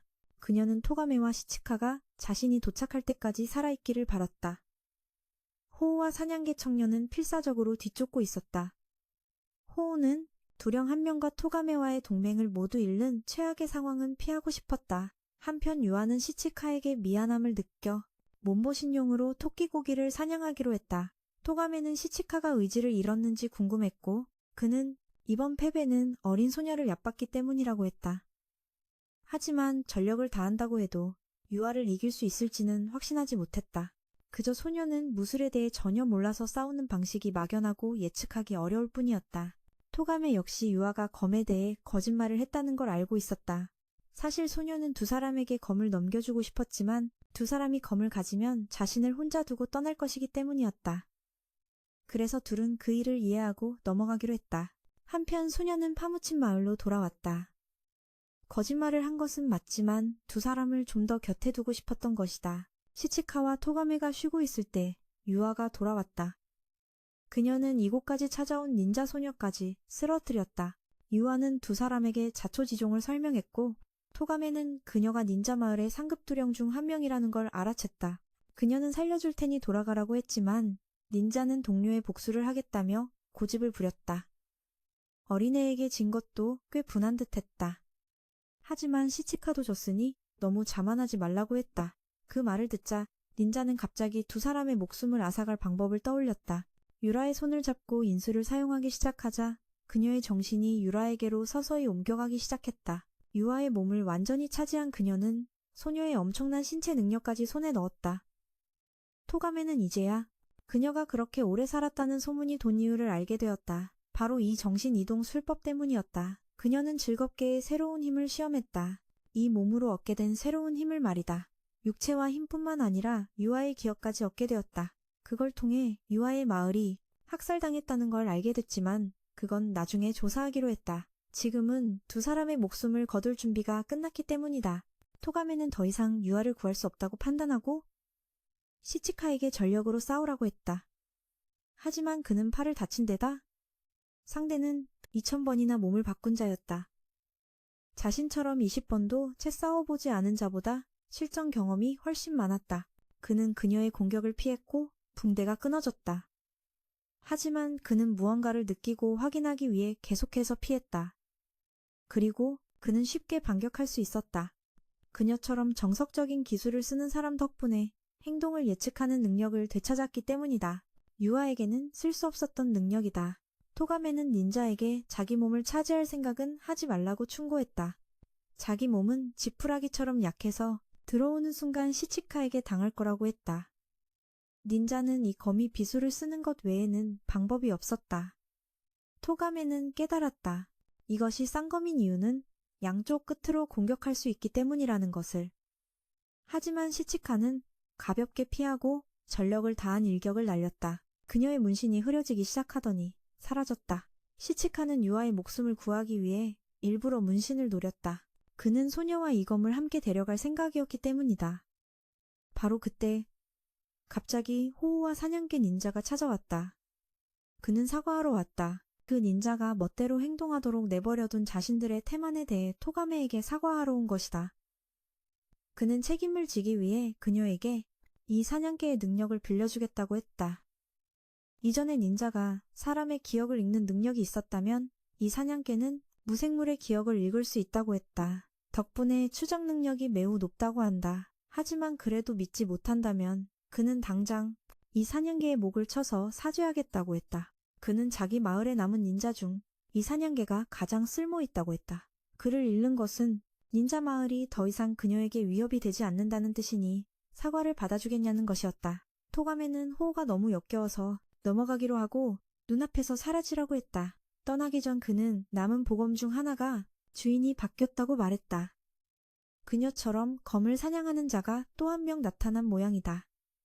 그 자는 단 반시간 만에 마을 하나를 휩쓸었다고 하니 보통 상대가 아닐 것이다. 며칠 후 시치카와 토가메는 경로를 바꿔야 했고 유아에게 수도까지 검을 옮겨달라고 부탁했다. 새로 나타난 검 사냥꾼과 맞서기 위해 배에 올랐을 때 시치카는 자신이 유아에게 진 것이 조금 아쉽다고 인정했다. 하지만 토가메는 그걸 패배라고 생각하지 않았다. 그저 유아가 마구 휘두른 검에 맞은 것뿐이라고 했다. 하지만 걱정할 필요 없다고 했다. 검 수집이 끝나면 소녀와 재대결할 기회가 있을 테니 말이다. 한편 마을 전체를 학살하고 보검을 가져간 사람이 바로 나남이라는 것이 밝혀졌다. 그녀는 섬에서 시치카가 돌아오길 기다리는데 실증이 났다. 이제 그녀는 보검을 사냥하며 시치카가 스스로 찾아오기를 기다리기로 했다. 그녀는 한 사원에 들어가 그곳의 수호자들을 모두 살해했다. 그리고 현재 시치카와 토가메는 히테이 공주의 부하의 안내에 따라 이곳에서 나나미와 맞서게 되었다. 토가메는 그에게 공주에게 돌아가라고 했지만 그는 토가메가 늘 지니고 다니는 검을 평가하기 위해 이곳에 왔다고 했다. 한편 시치카는 둘이 왜 싸워야 하는지 이해하지 못했다. 나나미가 토가메에게 검을 넘겨주기만 하면 될 일이었다. 하지만 그녀는 그러기 싫었다. 그녀는 지난 반년 동안 시치카가 얼마나 성장했는지 보고 싶었다. 동시에 그와 진심으로 생사를 건 대결을 하고 싶었다. 둘 다 검이었고 시치카는 주인을 최우선으로 여기라고 배웠다. 그래서 그는 봐주지 않기로 결심했다. 두 사람은 곧바로 격돌했다. 나나미의 싸우는 방식을 보니 아직 전력을 다하지 않은 듯했다. 시치카가 지난 반년 동안 아무리 강해졌다고 해도 한 번 보는 것만으로 모든 것을 배우는 눈앞에서는 이길 수 없었다. 다시 말해 그의 승산은 거의 0에 가까웠다. 그는 자신의 비기를 사용하며 달려들었지만 한순간 방심한 틈에 시치카는 자신이 천장에 처박혀 있는 것을 발견했다. 기본적으로 나나미가 그를 잡아던진 것이다. 그는 그녀의 약한 몸으로 어떻게 자신을 던질 수 있었는지 이해하지 못했다. 그녀는 유아가 가졌던 비슷한 힘을 떠올리게 했다. 다시 말해 저 설산의 부족을 무자비하게 학살한 자가 바로 그녀였다. 시치카는 나나미가 왜 그렇게 사람들을 학살했는지 이해하지 못했다. 그녀는 그저 잡초를 뽑는 것뿐이라고 했다. 그녀는 여기까지 오기 위해 수많은 전투를 겪었고 그 과정에서 많은 기술을 익혔다고 했다. 그리고 그녀는 시치카의 가장 큰 약점도 알고 있었다.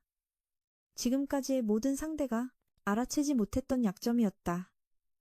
원래는 그 약점을 알려주기 위해 찾아왔지만 지금은 마음이 바뀌었다. 그녀는 자신이 새끼손가락 하나만으로도 그를 이길 수 있다고 선언했다. 그 후 그녀는 계속해서 공격했지만 그를 바닥에 쓰러뜨릴 정도의 가장 약한 힘으로만 공격했다. 그녀는 일부러 경공을 사용해 힘을 줄인 것이다. 진심이었다면 그는 이미 200번은 더 죽었을 것이다. 아무도 나나미가 왜 더 이상 예전처럼 약한 몸이 아닌지 이유를 몰랐지만 그녀는 세 사람에게 자신이 보검을 몸에 꽂았다는 것을 보여주었다.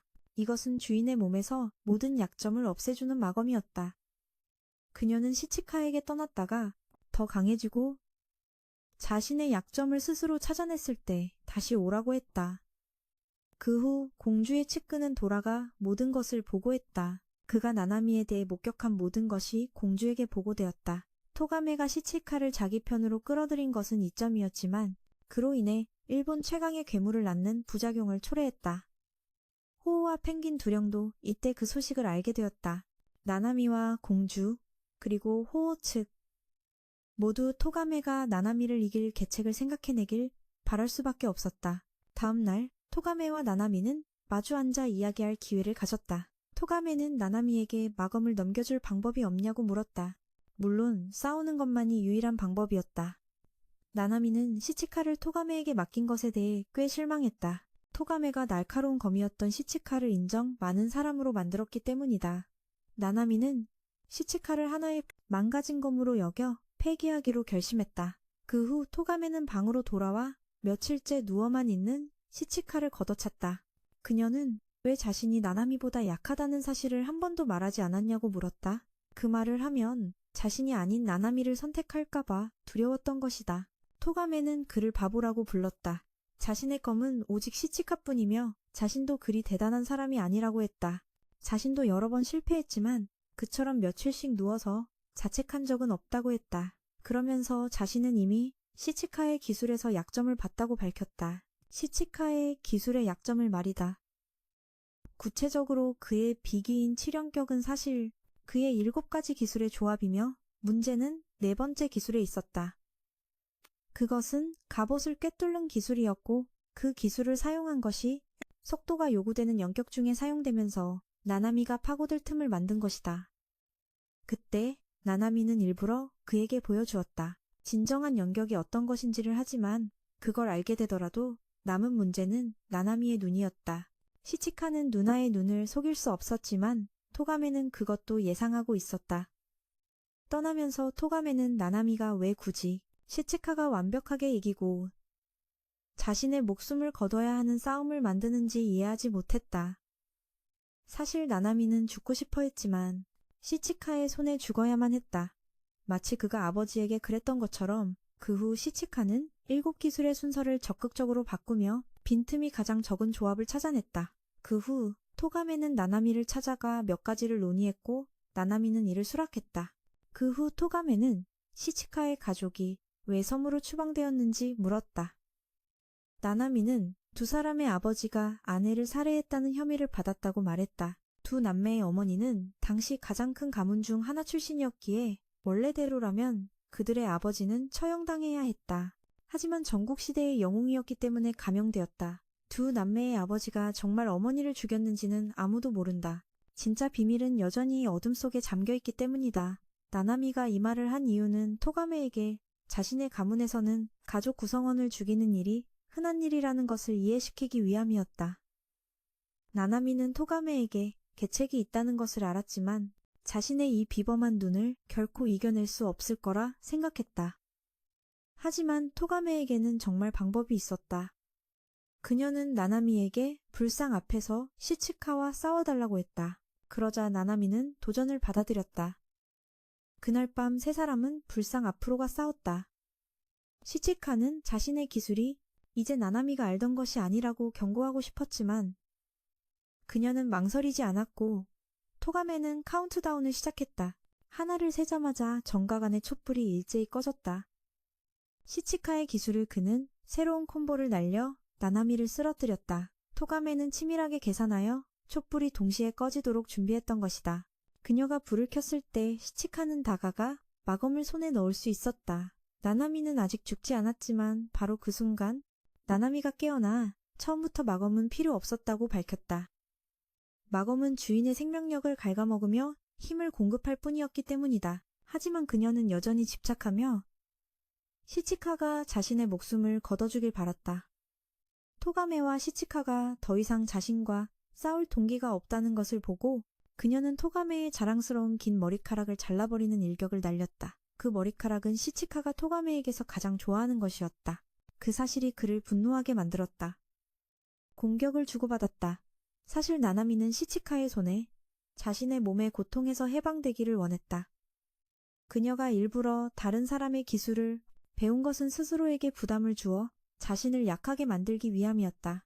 그리고 그녀의 몸이 한계에 다다랐을 때 시치카는 나나미의 몸을 꿰뚫는 일격을 날렸다. 그녀는 해방되어 매우 기뻤지만 그 행복을 말로 표현할 수는 없었다. 한편 토가메는 이 싸움을 통해 허도류가 검을 사용하지 않는 것이 아니라 사용할 수 없다는 것을 이해하게 되었다. 다음 날 아침, 토가메와 시치카는 나나미에 대해 이야기했다. 그녀가 싸움에 뛰어든 것은 죽기 위함이기도 했다. 나나미의 천부적인 재능은 결국 그녀의 몸을 약하게 만드는 저주이기도 했다.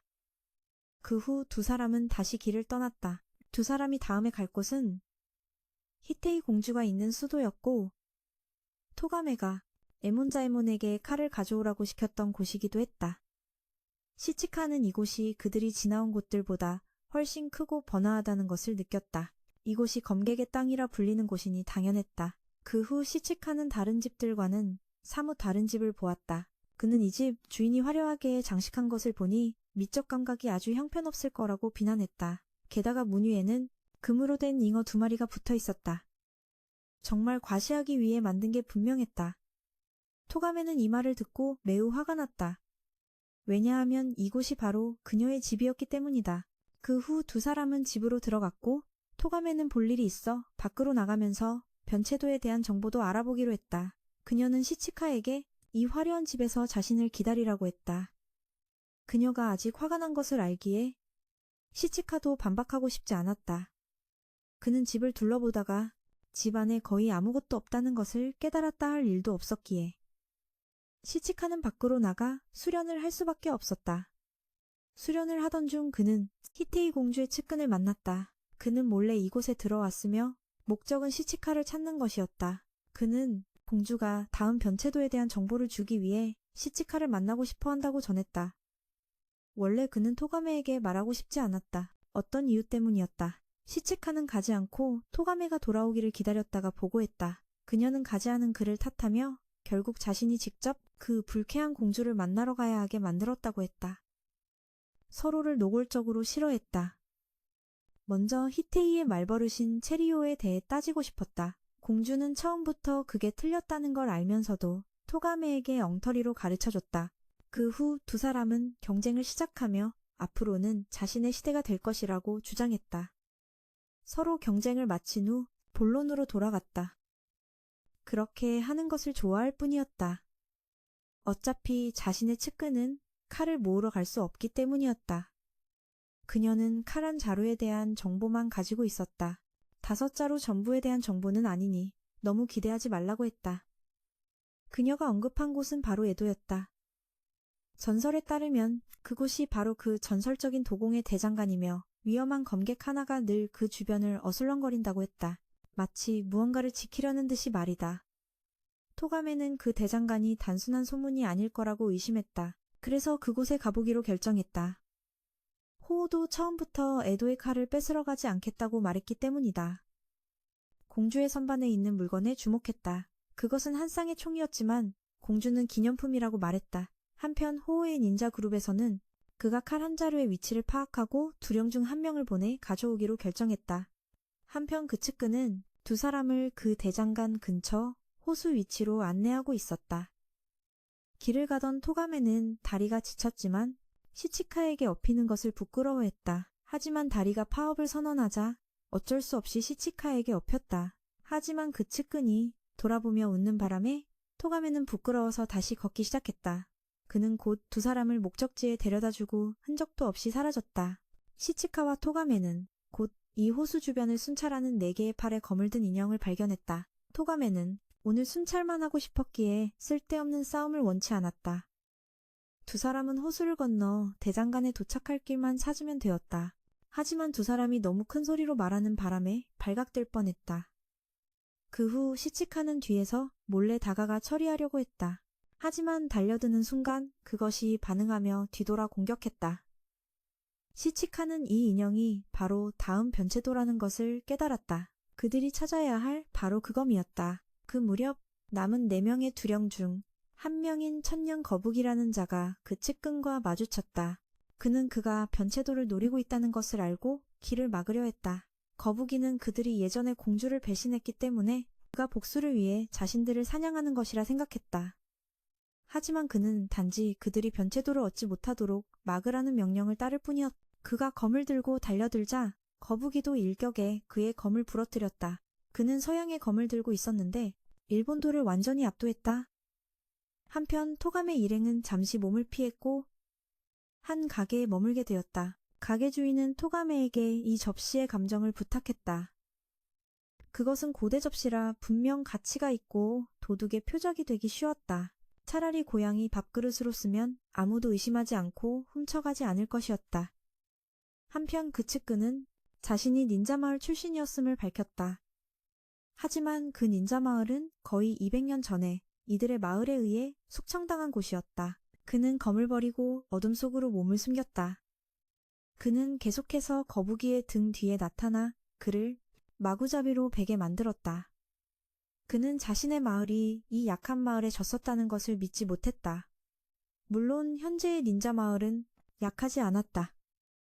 굳이 말하자면 그는 호우만을 경계할 뿐 거북이 같은 녀석들은 좀 쉬운 상대였다. 그 후 뒤에서 공격당해 죽고 말았고 토가메는 시치카가 히테이 공주에게 흥미를 보이며 알고 싶어 하는 것 같다고 생각했다. 그녀는 시치카의 마음이 변해 히테이를 마음에 둔 거라고 생각했지만 사실 그는 그저 자신의 상대에 대해 더 알고 싶었을 뿐이었다. 그녀의 불구대천 원수인 히테이와 그녀는 둘 다 외부인이고 오랫동안 경쟁해왔으며 그녀가 여러 번 히테이를 이겼음에도 그랬다. 하지만 히테이는 여전히 그녀를 따라다니는 것 같았다. 한편 그 시종은 공주에게 돌아와 보고하고 있었다. 그는 방금 닌자 마을의 두령 한 명을 더 처리했다고 언급했다. 공주는 그가 조상의 원수를 갚은 것이라 생각했지만 그는 공주의 명령을 최우선으로 여겼다. 그녀는 토가메가 지금쯤 그 인형이 보검이라는 걸 알아챘는지 궁금해했다. 시종은 시치카가 검을 잘 감지하기에 이미 알아챘을 거라 믿었다. 시치카와 토가메는 이때 공주의 음모에 대해 이야기하고 있었다. 공주는 분명 인형에 대해 알고 있었을 것이다. 그녀가 말하지 않은 것은 토가메가 경계를 풀고 그 칼에 찔려 죽기를 바랐기 때문이다. 혹은 적어도 시치카가 부주의하게 목숨을 잃게 해서 토가메가 임무를 완수하지 못하고 처벌받게 하려는 것이다. 그러면 그녀가 나서서 남은 보검 수집 임무를 차지할 것이다. 다음 날 아침 시치카와 토가메는 다시 그 호수 주변을 관찰하러 갔다. 서둘러 인형과 싸우는 대신 호수 주변 지역을 살폈다. 토가메는 시치카에게 이 장소 전체의 지도를 그리는 걸 도와달라고 했다. 며칠 후 토가메는 그 지역 전체의 지도를 그리는데 성공했다. 이 안에 붉은 선은 바로 인형의 이동 경로였다. 그걸 바탕으로 그들은 인형에게 덫을 놓을 계획이었다. 둘은 가끔 인형이 멈춰서서 일광욕을 하는 것을 보았다.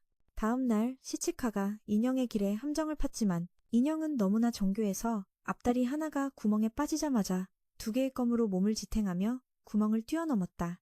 그러고는 평소처럼 일광욕을 하는 모습에 토가메는 무언가 이상함을 느꼈다.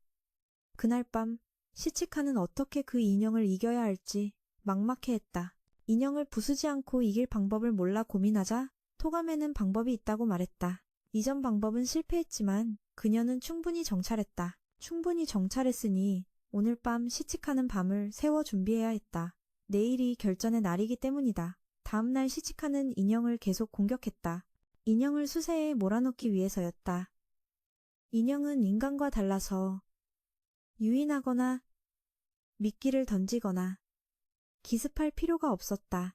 그가 할 일은 정면으로 공격하며 기술을 기억하고 공략법을 찾는 것이었다. 그러자 인형은 반격태세로 전환해 네자루의 껌을 날카로운 선풍기처럼 회전시키며 시치카에게 돌진했다. 그는 그걸 피하고 뛰어올라 공격했지만 인형의 입에서 또 다른 칼날이 나왔다. 그는 이것 또한 예상하고 있었다. 토가메가 이 구조를 예측하고 그에게 외우게 했기 때문이다. 그는 자신도 한때 이 인형과 다를 바 없었다는 것을 떠올렸다. 명령에 따라 싸우고 상대에게 아무 감정도 느끼지 못하는 꼭두각시 말이다. 시치카는 계속해서 공격을 퍼부었다. 마침내 그는 인형을 새로운 형태로 변하게 만들었다. 인형은 검을 버리고 몸을 뒤집어 다리로 날아올랐다.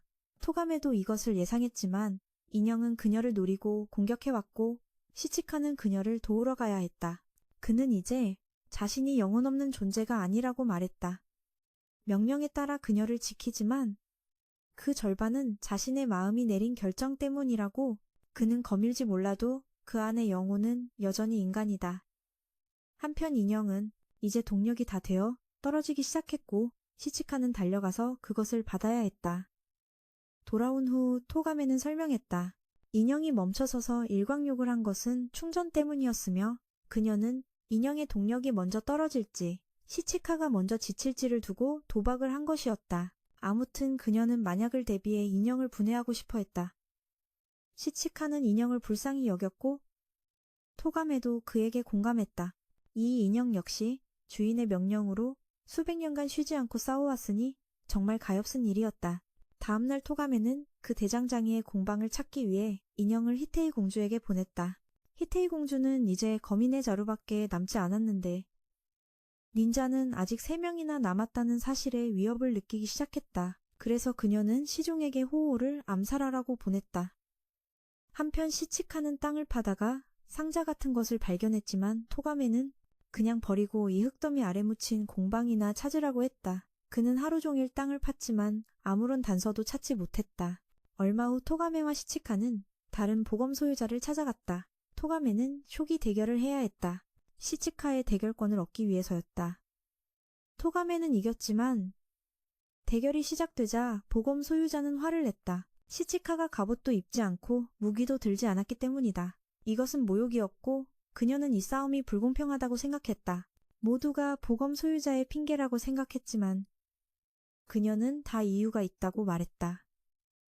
그리고 다시 한번 시치카는 패배했다. 이 마을은 쇼기 기사들이 모이는 곳으로 토가메 일행은 다음 보검 소유자를 만나기 위해 이곳에 왔다. 다음 보검 소유자인 키구치를 말이다. 하지만 두른검을 얻는데 실패했고 시치카는 자신에게 크게 실망했다. 하지만 토가메는 그를 탓하지 않았다. 그 증거로 그녀는 기꺼이 검을 내주려 했다. 아무래도 이번 보검은 유일하게 그 대장장이의 정신을 침식하는 독을 품지 않은 것 같았다.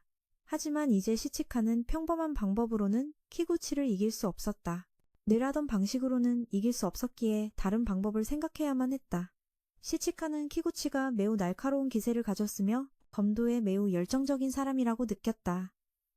그리고 자신의 실력으로는 아직 그녀를 이길 수 없었다. 좋은 계책이 있는지 묻자 그녀는 이전에는 시치카의 힘이 상대와 대등했기에 계책을 세울 수 있었다고 답했다. 하지만 지금은 그가 완전히 압도당해서 상황이 달랐다.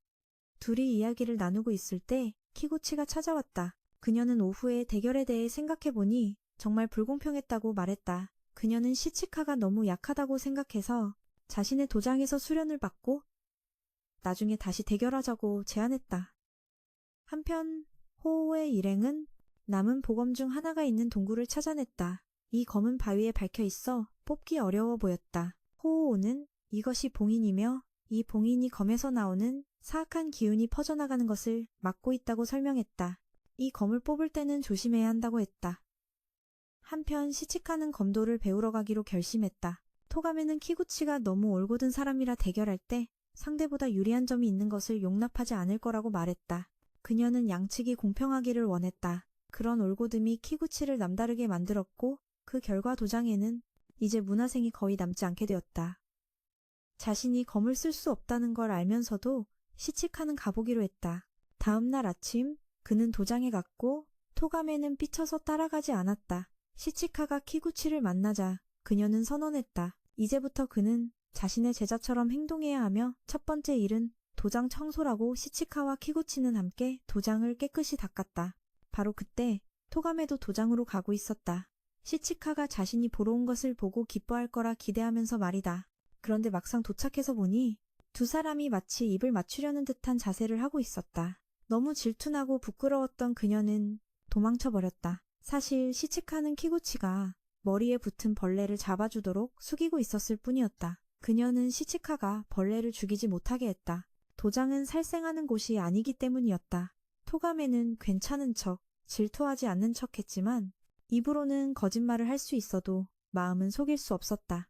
그 후 시치카는 거미 두르기 연습을 시작했고 휘두를 때마다 검이 날아갔다. 검을 든 자세도 꽤 이상했다. 밤에 돌아온 시치카는 토가메가 이미 잠든 것을 보았다. 그는 검도 수련이 꽤 힘들지만 꽤 재미있다고 생각했다. 다만 키구치가 너무 엄격하다고 하자 토가메가 벌떡 일어나 그의 말을 꼬투리 잡기 시작했다. 예전에는 검을 싫어한다더니 키구치에게 반한 것 아니냐며 그녀는 노골적으로 화를 냈지만 그녀가 갑자기 왜 그렇게 까칠하게 구는지 이해하지 못했다. 다음 날 아침 시치카는 다시 수련하러 갔다. 연습하다 옷이 찢어져서 키구치가 꿰매주도록 옷을 벗었는데 밖에 있던 토가메는 둘이 목욕탕에라도 가는 줄 알았다.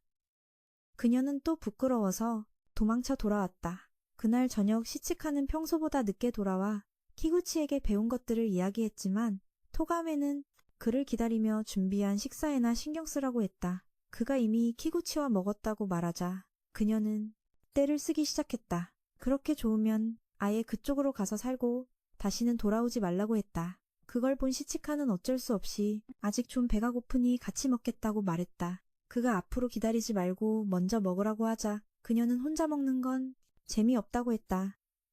다음 날 아침 토가메는 부엌으로가 아주 큰 주먹밥을 만들어 달라고 했다. 그리고 그것을 시치카에게 주려고 도장으로 가져갔다. 그때 그는 키구치에게 자세를 교정받고 있었다. 둘은 실수로 발이 걸려 서로에게 넘어졌다. 토가메는 또다시 오해하고 말았다. 그녀는 도망쳐 돌아왔고 이유도 모른 채 눈물이 계속 흘렀다. 그녀는 하루가 끝날 때까지 서서 생각했다. 그리고 마음을 다잡기로 결심했다. 그날 밤 시치카가 돌아와 저쪽에서 배운 것들을 이야기했다. 비록 열흘이 지났지만 그는 아직 이렇다 할 진전을 보이지 못했다. 하지만 어쨌든 매우 재미있었다. 그날 도장에서 시치카는 평범하게 검을 휘두르며 키구치는 시치카가 자신의 첫 제자라고 솔직히 고백했다. 국가의 의무를 위해 이 검을 두 사람에게 넘겨주고 싶지만 자신에게 너무 소중한 검이라 조금 이기적인 마음이 든다고 한다. 예전에 그녀는 검술을 그만두고 쇼기 기사의 길을 가려 했으나 선대당주가 돌아가시자 어쩔 수 없이 쇼기를 그만두고 검을 잡아야 했다. 하지만 제자가 없으면 도장 운영이 어려웠는데 이 보검 덕분에 그녀는 다시 기운을 차릴 수 있었다.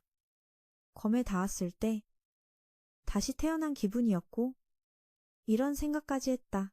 가문의 검술은 자신에 대해서 끝날 것이기에 부끄럽지 않도록 뛰어난 검사가 되어야만 한다고 결심했다. 세상과 가문의 시치카는 그 말을 듣고 동질감을 느꼈는데 자신의 처지도 그녀와 비슷했기 때문이다.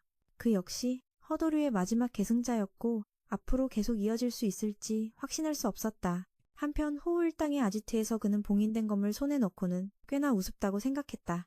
닌자 마을이 토가메 일행에게 계속 당해서 이 지경이 되었는데도 자기들이 가장 강력한 검을 손에 넣었다니 12자루의 완성형 변체도 중 최고를 토가메보다도 먼저 손에 넣었지만 지금은 아직 토가메와 섣불리 마주치고 싶지 않아 다른 상대를 찾아 나설 것이다. 이전에 거북두령을 죽인 자를 적을 제거하는 김에 동료의 장례도 치러주려는 것이다. 호우는 팔을 가져왔다.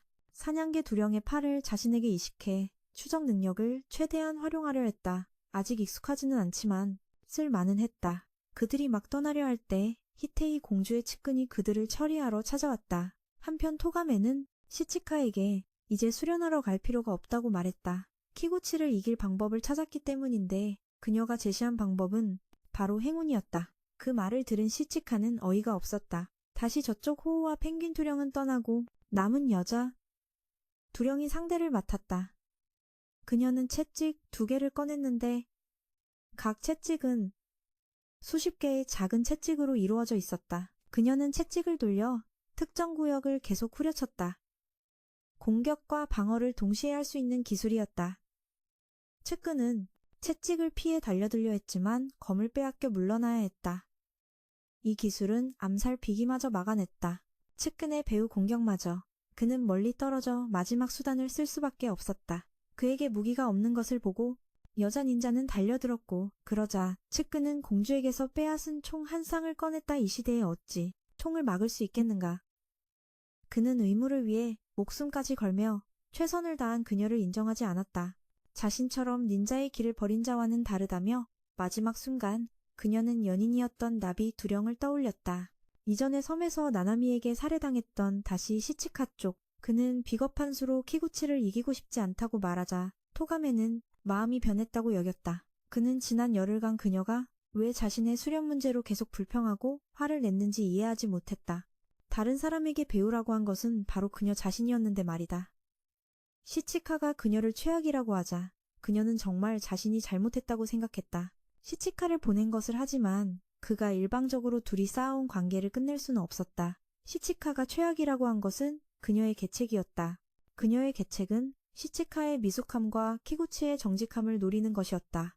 하지만 지난 열흘간 그는 키구치에게 훈련을 받아 더 이상 미숙하지 않았다. 그러자 그녀는 시치카에게 키스했고 지난 열흘간의 지식은 순식간에 사라졌다. 다음 날 아침 두 사람은 키구치의 도장에 가서 그녀가 시치카와 대결하도록 설득했다. 그 후 토가메는 키구치와 아오판의 쇼기를 두어 4대5로 이겼다. 시치카의 대결이 되자 두 사람은 자세를 잡았고 토가메는 읊기 시작했다. 머릿속으로 생각한 쇼기의 수를 그러자 키구치의 마음속은 쇼기 생각으로 가득 찼고 토가메에게 응수할 수를 생각하기 시작했다. 결국 집중력을 잃고 시치카에게 패배했다. 비록 허무했지만 이것이 바로 토가메가 생각해낸 심리전이었다. 두 사람은 검을 가져갈 수 있었고 시치카는 토가메가 한 짓이 꽤 비겁하다고 생각했다. 그건 정말 비겁한 짓이지만 여기서 쇼기 이야기를 하면 안 된다는 규칙은 없었다. 규칙만 어기지 않으면 되는 것이다. 시치카는 토가메가 쇼기도 꽤 잘한다고 생각했지만 토가메는 시치카가 키구치에게 자신의 기술을 보여준 덕도 있다고 말했다. 그의 기술을 보고 그녀가 깨끗이 패배를 인정하게 만들었기 때문이다. 그 후 시치카는 키구치에게서 검을 건네받았다. 그녀는 자신에게는 더 이상 필요 없다고 하며 나중에 기회가 되면 다시 와서 대결해도 좋다고 했다. 그 후 두 사람은 걸으면서 닌자들도 이미 한두 자루의 검을 손에 넣었을 가능성과 머지않아 다시 그들과 마주치게 될 거라는 이야기를 나눴. 얼마 후 토가메는 무언가를 위해 구덩이를 파고 있었다. 그녀는 파면서 다시 떠올렸다. 아버지가 시치카의 아버지에게 살해당하는 장면을 목격했던 기억을. 그녀는 기절했고 시치카가 내려와 그녀를 데려가야 했다. 쉬게 했다. 사흘 전 두 사람이 이곳에 처음 도착했을 때 이곳의 풍경은 시치카의 마음을 아프게 했다. 반면 토가메는 아무 말 없이 조용했다. 그녀는 갑자기 성 전체가 불타는 환영을 보았고 시치카가 불러 현실로 돌아왔다. 그녀는 이곳에 선인이 한 명 있으며 시치카도 곧 만나게 될 거라고 말했다.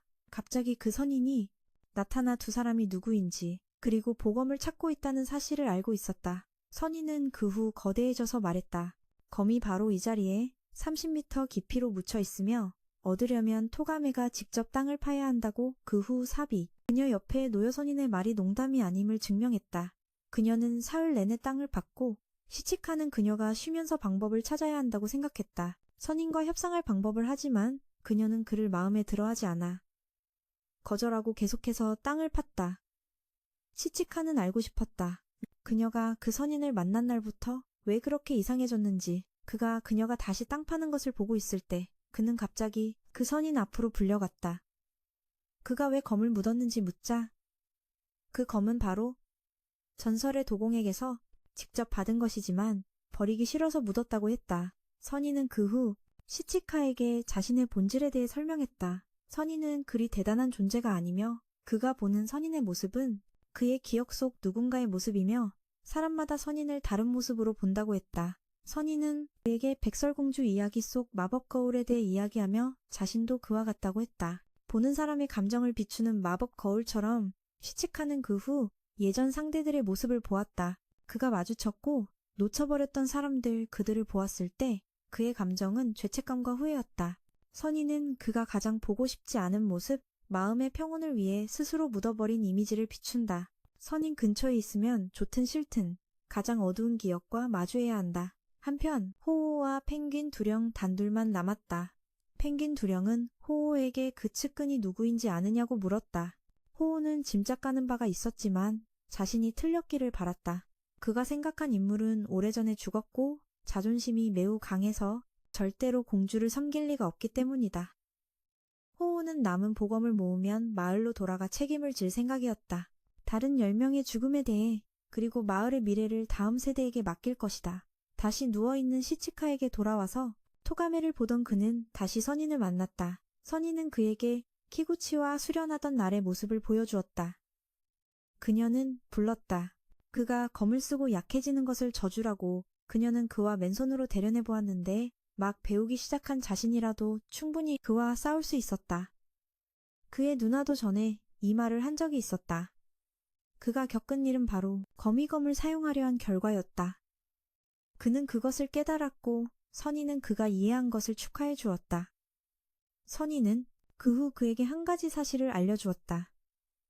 지금 자신의 성격은 토가메의 기억에서 가져온 것이라고. 그래서 그날 밤 그가 그녀에게 묻자 그녀는 지금 선인의 성격이 자신의 아버지에게서 온 것이라고 인정했다. 거만한 말투, 농담하는 방식, 그리고 유유자적한 태도, 그녀에게 육체노동을 강요하는 것까지 이곳에 온 후로 아버지에 대한 감정이 그녀의 머릿속에 가득 찼다. 임종 직전 아버지는 그녀에게 매우 중요한 무언가를 말했지만 그녀는 잊어버렸다. 아침이 되어서야 시치카는 기억해내고 토가메에게 선인이 가진 보검은 전설의 도공에게서 직접 받은 것이라고 말했다. 토가메가 아버지의 말을 잊은 것에 대해 선인은 그녀가 스스로 과거와 마주하길 원하며 그렇지 않으면 기억해낼 수 없을 거라고 했다. 그 후 토가메는 시치카에게 선인과 한판 붙어보면 무언가 교훈을 얻을지도 모른다고 제안했다. 그 후 선인과 시치카는 다시 만나 대결하기로 했다. 대결이 시작되자 시치카는 계속해서 기술을 썼지만 선인에게 닿지 않았다. 그는 선인이 전혀 공격하지 않고 피하는 데만 집중한다는 것을 깨달았다. 한편 토가메는 점점 기억을 떠올리고 있었다. 아버지의 가르침이 밀려왔지만 시치카의 아버지가 그를 죽이러 왔을 때 그녀는 너무 두려웠다. 그가 마지막으로 무슨 말을 했는지 듣지 못했다. 이 사실을 억지로 떠올리려니 숨이 막혔다. 선인은 말했다. 만약 시치카의 힘이 10이라면 자신은 7에 불과하지만 시치카의 힘은 공격과 방어로 나뉘니 그의 공격력은 남은 공격은 5, 선인의 수비는 7, 공격이 부족해서 선인에게 닿을 수가 없었다. 아무리 싸워도 소용이 없자 시치는 토라지기 시작했고 선인은 이 성격이 토가메의 책략에서 비롯된 것이니 화내지 말라고 했다. 시치는 이건 싸움 같지 않다며 더는 싸우지 않고 주저앉았다. 그는 옛 기억을 떠올리는 건 아무 의미가 없다고 생각했다. 즐겁지 않다고 했다. 무의미하다고. 두 사람 모두 결의가 너무 부족하기 때문이다. 토가메는 선인과 싸우는 것이 좋은 경험이 될 거라고 약속했지만 싸움에서 얻는 경험은 무엇이든 쓸모없다. 두 사람이 얻은 유일한 경험은 고통뿐이었다. 슬픔뿐이라고. 선인은 그가 1년이나 토가메를 따라다니면서 아무것도 배우지 못했다고 비난했다. 그가 배운 감정과 토가메에게 품은 감정도 사랑과는 다르다고 했다. 선인은 토가메의 목표가 무엇인지는 몰라도 그 목표가 그가 희생할 가치가 없다고 확신했다. 이 여정에서 그가 이미 수많은 사람을 죽였기 때문이다. 그 후 선인은 전하라고 했다. 방금 한 말을 토가메에게 전하라고 했다. 그리고 지금쯤 그녀는 구덩이 아래에서 지쳐있을 거라고도 했다. 그 말을 듣자 시치는 바로 그녀를 찾아 달려갔다. 가는 길에 그는 과거의 몇몇 장면들을 떠올리며 자신이 토가메를 위해 싸운다는 것을 깨달았다. 그녀가 아니었다면 그는 싸우지 않았을 것이다. 그녀를 사랑하는지 아닌지는 상관없었다. 그 후 그는 구덩이로 내려가 토가메에게 방금의 싸움에 대해 알려주었다. 그의 이야기를 듣던 그녀는 갑자기 무언가를 깨달았다. 아버지의 유언을 떠올리고는 칼을 찾아냈다. 그 후 그녀는 선인을 찾아가 이 칼집이 사실 완성형 변체도라는 것을 알게 되었다. 이것은 사용하기 위한 검이 아니었다. 공격하기 위한 것이 아니라 인간이 자신을 되돌아보게 하기 위한 것이라 칼날이 없는 것이었다. 그 후 그녀는 자신의 추리를 늘어놓았다. 이 검과 선인에 대한 자신의 추리를 늘어놓았다. 그녀는 시치가 선인을 이기는 방법이 보기보다 꽤 간단하다고 했다. 시치도 그처럼 수비 태세로 전환하고 아무것도 하지 않으면 된다는 것이다. 이 기회에 그녀는 선인에게 물었다. 전설의 도공에 대해 물었다. 그는 너무 오래전 일이라 거의 다 잊어버려서 많은 것을 말해주지 못했다.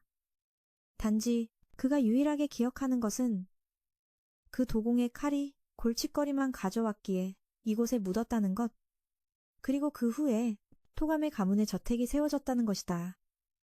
동시에 그는 또 다른 충격적인 사실을 밝혔는데 그것은 바로 그 도공이 만든 검 중 하나가 바로 그녀 곁에 서 있는 사람, 시치라는 것이다.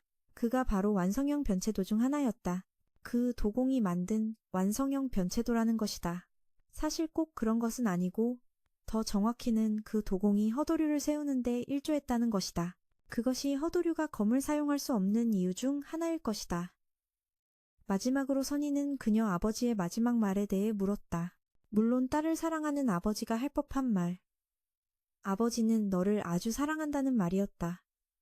그 후 선희는 사라졌고 모든 것이 원래대로 돌아왔다.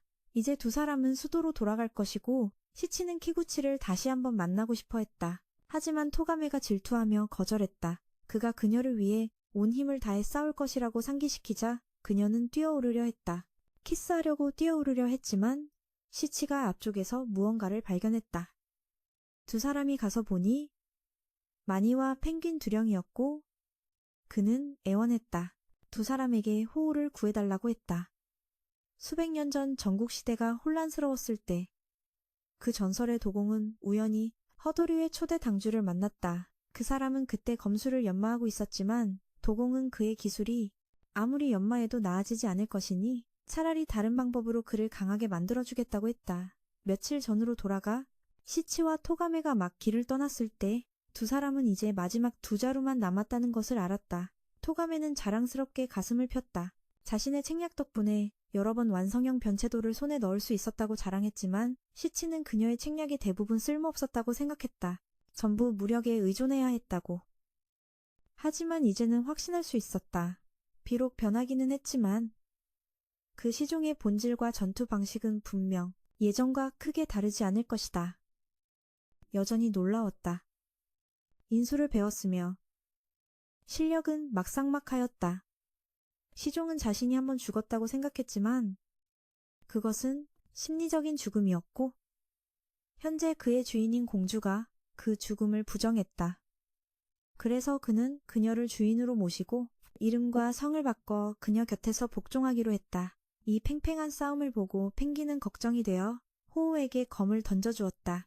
호우가 검을 받자 완성형 변체도에서 나온 강력한 독이 순식간에 그에게 스며들었다. 호우는 이성을 잃고 한 손으로 시종의 목을 벤 뒤 펭귄에게 달려가 베어버렸다.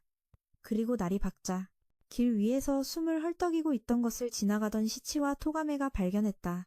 듣자 하니 호우는 검을 들고 남쪽으로 향했다고 한다. 토가메의 말에 따르면 펭귄은 두령들 중 가장 강력한 닌자 중 하나로 호우 바로 다음가는 실력자라고 한다. 언젠가는 호우를 뛰어넘을 수 있는 인술을 가지고 있는데 그의 인술은 가만히 서 있기만 해도 사용할 수 있다. 그래서 지금껏 체격이 그렇게 작았던 것이다. 호우의 일을 알게 된 두 사람은 서둘러 출발했다. 그리고 펭귄을 여관에 남겨두었다. 시치가 왜 처리하지 않냐고 묻자 그녀는 이유 없이 피를 흘리고 싶지 않다고 했다. 두 사람의 목표는 이제 닌자 마을의 새로운 위치였다. 그곳은 막부의 비밀 본부가 있는 곳이다. 토가메는 두 사람이 이 닌자 마을에만 가면 공식적으로 일본 전역을 돌아다닌 셈이 된다고 생각했다. 나중에 돌아가면 전국 지도를 다시 그려서 팔 것이라고. 게다가 이제 그녀는 마지막 완성형 변체도의 위치도 짐작할 수 있었다. 바로 히테이 공주가 있는 곳. 그녀가 한 자루를 곁에 두고 있다고 해도 이상할 게 없다. 그녀는 두 사람과 협상을 꾸며 다른 모든 칼을 손에 넣으려 할 수도 있다. 하지만 그 성격으로 보아 토가메까지 없앨 음모를 꾸미고 있을지도 모른다. 토가메는 자신이 이 여정이 끝나면 시치의 곁에 있고 싶다고 말했다. 그 공주와는 달리 자신에게는 신복이 없다고 했다. 혹은 오른팔 같은 존재도 모두 걸림돌일 뿐이라 아무도 믿지 않는다고 했다. 그녀는 모든 관계를 만들고 부수기를, 자신의 관계를 여러 번 반복했다. 그녀가 여러 번 히테이를 쓰러뜨리려 한 것도 이 때문이었다. 하지만 시치에게는 그렇게 하고 싶지 않았다. 그녀는 그와 함께 있을 때 평온함이 필요했고 그가 자신이 의지할 수 있는 사람이 되기를 원했다. 그 역시 돌아갈 곳이 없으니 그녀가 원한다면 함께 가줄 수 있다고 했다. 그때 펭귄은 깨어나 자신이 멀쩡한 것을 보았다. 토가메에게 처리되지 않은 것을. 그는 아마 시치가 토가메를 변화시켰을 거라고 생각하고 뒤쫓아가기 위해 옷을 입었다. 하지만 막 문을 나서자 그 시종이 거기에 있었다. 그는 공주를 위한 일이라며 펭귄을 제거하려 했다. 알고 보니 그가 든 두 자루에 권총이 바로 희태이가 처음부터 가지고 있던 완성형 변체도였다. 그는 두 자루의 총으로 쐈지만 펭귄은 가만히 서 있었는데도 총알은 한 발도 맞지 않았다. 이것이 그의 인술, 운명 파괴였다. 그의 행운은 진리마저 지워버릴 정도로 컸다. 펭귄의 무기는 쌍절곤. 처음에는 꽤 느리게 움직이는데 이것은 운명 파괴와 연동되는 기술이라 던질수록 점점 더 빨라지며 그가 서 있는 곳을 제외한 어떤 위치든 맞춘다. 하지만 시종은 이 기술의 허점을 파고들었다. 그는 펭귄에게 세 발을 명중시켰다. 그는 자신의 총알이 펭귄의 쌍절곤처럼 튕긴다면 몇 발은 명중해서 운명 파괴를 뚫을 수 있을 거라고 깨달았다. 그렇게 펭귄의 머리에 한 발을 쏴서 끝을 냈다. 며칠 후 시치와 토가메는 닌자 마을에 도착했다. 이곳 사람들은 살해당했고 살아남은 사람은 아무도 없었다. 여자와 아이들조차 예외는 아니었다. 호우가 마을 중앙에 나타났다. 그는 불사조의 화신이다. 그의 인술은 생명 연결이라 불리는데 다른 사람의 수명을 빼앗아 자신의 수명을 늘리는 것이다. 체력과 능력뿐만 아니라 삶의 경험을 빌리는 방식으로 성격까지 빼앗는다. 그는 스스로를 연마하여 더 강해지지만 이 능력은 역효과를 낳았다. 그는 검을 집어들었다가 그것에 흡수당하고 말았다. 이제 호우의 정신은 사라지고 전설의 도공 시키자키. 시키자키는 두 사람을 이곳으로 유인했다. 그는 두 사람이 갈 길을 미리 알고 있었기에 펭귄을 그곳에 둔 것이다. 그는 도공일 뿐만 아니라 점쟁이이기도 했다. 토가메는 이제야 그의 검들이 어떻게 물리 법칙을 그렇게까지 왜곡할 수 있었는지, 그리고 닌자 마을의 두령들이 평범한 인간이라면 결코 도달할 수 없는 능력을 가졌는지. 그는 과거와 현재의 막부 체제를 전복시키기 위해 역사를 왜곡했고, 두령들은 이론상 닌자 마을은 본래 역사에 존재하지 않아 토가미 가문도 마찬가지고 토가미의 아버지는 이 사실을 알고 있었기에 역사를 원래 모습 그대로 지키기 위해 전쟁을 일으켰지. 그리고 시치아니 무검류는 그가 만들어낸 마지막 검이었어. 비록 무검류의 초대 당주는 완벽에 이르진 못했지만 그가 남긴 기반이 너 같은 후대가 발전할 수 있도록 도운 거지. 그는 언젠가 한 검사가 나타날 거라고 예측했었고 150년 안에 나타날 천재가 네 아버지일지 시치카 너일지 토가메는 더 이상 말하려 하지 않았다. 협상이 결렬되었으니 당연히 칼을 차지하기 위해 싸워야 했고 시치카는 그대로 달려들어 공격했다. 하지만 시키자키는 계속해서 공격을 피했고 시치카를 밀쳐낸 뒤 칼을 휘둘러 그가 급히 피하게 만들었다.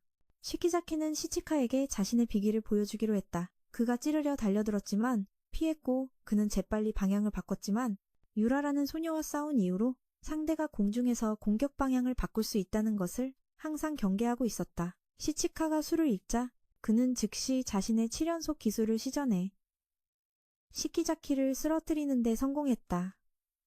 그 후 두 사람은 길을 떠났고 토가메는 방금 그자가 진짜 시키자키인지 아니면 그저 미쳐버린 호호호인지 확신하지 못했다. 어쨌든 그녀는 닌자 마을이 전멸했고 지금쯤 펭귄도 죽었을 가능성이 높다는 것을 알았다. 저녁이 되자 두 사람은 한 신사에서 기다렸다. 마지막 칼을 가지러 막부로 돌아갈 준비를 하기 위해서였다. 하지만 두 사람이 막 떠나려 할 때 갑자기 그 시종이 이곳으로 찾아왔다. 그는 두 사람이 여정을 거의 마친 것을 축하하러 왔다고 했다. 하지만 그는 이내 자신이 토가메의 진짜 정체를 알고 있다고 밝히고는 총을 꺼내 그녀에게 두 발을 쏜 뒤 떠났다. 그는 자신의 임무가 이제 끝났으니 시치카와 싸워봤자 얻을 게 없다고 생각했다. 그 후 시치카는 토가메 곁에 머물며 그녀가 없으면 뭘 해야 할지 모르니 버텨달라고 했다. 그는 그녀를 위해 싸우기로 선택했으니 이제 그녀가 없다면 무엇을 위해 싸워야 한단 말인가? 하지만 그녀는 지난 1년간 그에게 충분히 가르쳤다고 말했다. 그 역시 그녀에게 많은 것을 보여줬고 많은 것을 가르쳐 주었다. 그녀가 즐겁고 행복하게 웃을 수 있었던 건 그 덕분이었다. 그는 그녀가 죽는 것을 원치 않았고 변체도를 모두 모은 후에 함께 이루기로 약속했던 소원들을 되새기기 시작했다. 하지만 그녀는 그게 거짓말이었다고 말했다. 일이 끝나면 그를 죽일 생각이었기 때문이다. 그녀는 자신을 포함한 모든 사람을 자신의 목적을 위한 도구로만 여겼다. 그녀는 계산적으로 살아왔다. 아버지를 죽인 유파를 용서하는 건 불가능했다. 그는 그녀에게 왜 자신에게 감정을 이해하게 했냐고 물었다. 그저 장기말로만 여겼다면 말이다. 그는 그녀의 명령이 있다면 기꺼이 죽을 수 있었다. 하지만 그녀의 이성은 그렇게 말했지만 그녀의 마음은 무척 행복했다. 시치카를 직접 죽이지 않아도 된다는 사실에 행복했던 것이다. 그녀는 그에게 자신에 대한 모든 것을 잊고 원하는 대로 살라고 조언했다. 그 시각 히테이 공주는 이 나라의 쇼군을 만나러 갔다. 그녀는 도공시키 자키키키의 후손이었다. 그녀는 이곳에 와서 쇼군에게 자신의 가문이 예언가, 집안이라는 사실을 알렸다. 키키가 이 칼들을 만든 목적은 막부를 바꾸기 위해서였다. 만약 지금의 길을 계속 간다면 앞으로 수십 년 안에 일본은 바다 건너 외세에 의해 멸망할 것이기 때문이었다. 그때 갑자기 시종이 시치카가 이곳에 잠입하고 있다고 보고했다. 시치카는 병사들과 마주쳤고 길을 막는 자들을 학살하며 곧장 쳐들어왔다. 더 이상 토가메의 통제를 받지 않으니 이제 그는 자신이 원하는 대로 할 것이다. 쇼군은 한 명이 이곳에 침입했다는 것을 믿지 못했지만 히테이는 그에게 시치카가 누구인지 그리고 그의 수천 명의 병사로도 막을 수 없다는 것을 알려줬다. 히테이는 시치카가 바로 그 도공이 만든 가장 완벽한 칼이라고 믿었다. 그래서 그녀는 쇼군에게 그의 11명의 측근과 자신의 시종을 보내 시치카와 맞서게 하라고 했다. 시종은 까마귀를 보내 시치카에게 탑 꼭대기로 직진하라고 전했다. 모두가 시치카가 토가메의 복수를 하러 왔다고 생각했지만 아니었다. 그는 죽으러 온 것이었다. 그는 탑으로 들어갔고 첫 번째 상대와 마주쳤다. 그는 시치카가 섬에서 쓰러뜨린 닌자의 칼을 들고 있었다. 그가 달려들자 시치카는 칼을 붙잡아 부러뜨리고 주먹으로 바닥에 쓰러뜨렸다. 2층 상대는 긴카쿠의 칼을 들고 있었다. 그가 정면으로 달려들자 시치카는 양손으로 칼을 잡아 부러뜨렸다. 3층은 칼로 가득 찬 방이었다. 이곳에는 예전 신사에 있던 메이사이의 칼복 제품들과 원본이 있었다. 하지만 시치카는 그저 곧장 달려가 그녀를 장타로 날려버렸다. 4층으로 가자 그 섬에서 시치카가 이겼던 제일검객의 칼이 있었다. 이자가 칼을 들고 달려들자마자 시치카는 칼을 잡아 채 손쉽게 부숴버렸다. 5층에 이르자 이자는 카나라의 갑옷을 입고 있었다. 그는 어퍼컷으로 그를 공중으로 띄운 뒤 한 방을 더 먹였다. 그 일격에 그의 몸과 갑옷이 모두 산산조각 났다. 다음은 유라의 무거운 쌍검이었다. 이자는 인수를 사용해 칼을 더 가볍게 만들었고 그 때문에 칼의 위력은 거의 사라졌다. 시치카는 가볍게 스쳐 지나가며 그를 저세상으로 보냈다. 다음 상대는 예전에 나나미가 썼던 단도를 사용했다. 시치카는 누나를 기리기 위해 달려들어 예전에 누나가 자신에게 썼던 연속 공격을 퍼부어 그를 거의 300번이나 죽였다. 다음은 인형 검사와 함께 있는 여자였다. 시치카는 가볍게 둘 다 처리하고 다음 칼로 향했다.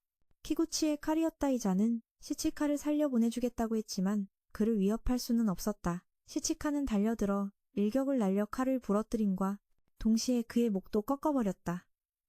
선인의 날 없는 칼차례가 되자 그는 소녀에게 칼을 자신에게 던지라고 했고 그는 칼을 되받아쳐 칼집마저 부숴버렸다. 그는 다음 층으로 올라갔다. 호호호가 들었던 마검이었다. 그 칼을 든 자 또한 제정신이 아니었기에 시치카는 단 한 방에 그런 자를 손쉽게 저세상으로 보냈다. 그가 모았던 11자루의 칼 전부가 그의 손에 파괴되었고 이제 남은 것은 히테이 공주의 쌍권총뿐이었다. 시치카는 이제야 칼들을 안전하게 지켜야 한다는 제약에서 벗어나 힘의 정점에 섰다. 공주는 그가 자신의 시종을 이기면 위에서 기다리겠다고 했다. 그녀는 시치카가 죽으면 시키자키가 공들여 세운 계획이 망가질 것을 알면서도 두 가지 길 중 하나의 결과가 어떻게 될지 보고 싶어 했다. 두 사람은 전투에 돌입하기 전 짧은 대화를 나눴다. 시치카는 토가메에게 살아야 한다는 말을 들었지만 이제 더는 따를 필요가 없었다. 그는 칼로는 이길 수 없다는 걸 알고 총을 꺼냈다. 그러자 시치카는 총알을 피하는 것처럼 달려갔다. 하지만 멈춰섰을 때 그는 일부러 모든 총알을 맞았다고 밝혔다. 그저 죽고 싶었기 때문이었다. 그는 시치카의 소원을 존중해 총을 들고 근접전을 벌이러 달려들었다. 두 사람은 빠른 속도로 쉴 새 없이 공격을 주고받았고 시치카의 몸은 심각한 부상을 입었다. 하지만 그는 자신의 상위 기술인 8연속 공격을 펼칠 기회를 잡았다. 그는 시종을 쓰러뜨리고 쌍권총을 파괴함과 동시에 시키자키가 만든 가장 완벽한 칼인 자기 자신마저 파괴했다. 그 후 시치카는 공주와 쇼군을 만나러 올라갔다. 공주는 쇼군이 죽어야만 시키자키가 원했던 미래가 만들어진다고 밝혔다. 그녀가 이전에 했던 말은 그를 속이기 위한 것이었다. 그가 방심하게 만들기 위해서였다. 물론 시치카도 토가메에게 변체도를 모으게 한 그를 증오했다. 그는 다가가 일격으로 그를 쓰러뜨리고 공주는 살려주었다. 그녀는 원래 토가메를 싫어하지 않았기 때문이다. 그날 사건 이후 시치카는 다른 곳으로 떠나려 길을 나섰고 히테이가 그를 따라왔다. 그녀는 다음 세대 쇼군이 즉위하면서 자신의 계획이 실패했고 역사는 바뀌지 않을 것이라고 했다. 하지만 공주는 일본의 무사들이 이 나라가 쓰러지도록 쉽게 내버려두지 않을 것이라 믿었다. 그 후 시치카는 일본의 남은 곳들을 유랑하기로 결정했다. 그 뒤로 그가 어떻게 되었는지는 아무도 모른다. 다만 막부 사건 이후 시치카는 토가메가 바랐던 대로 계속 살아갔고 죽은 이들이 의미 있는 죽음이었든 아니든 그들이 빛을 찾을 수 있기를 바라며 영화는 여기서 끝납니다. 빛을 찾기를 바라며 영화는 여기서 끝납니다.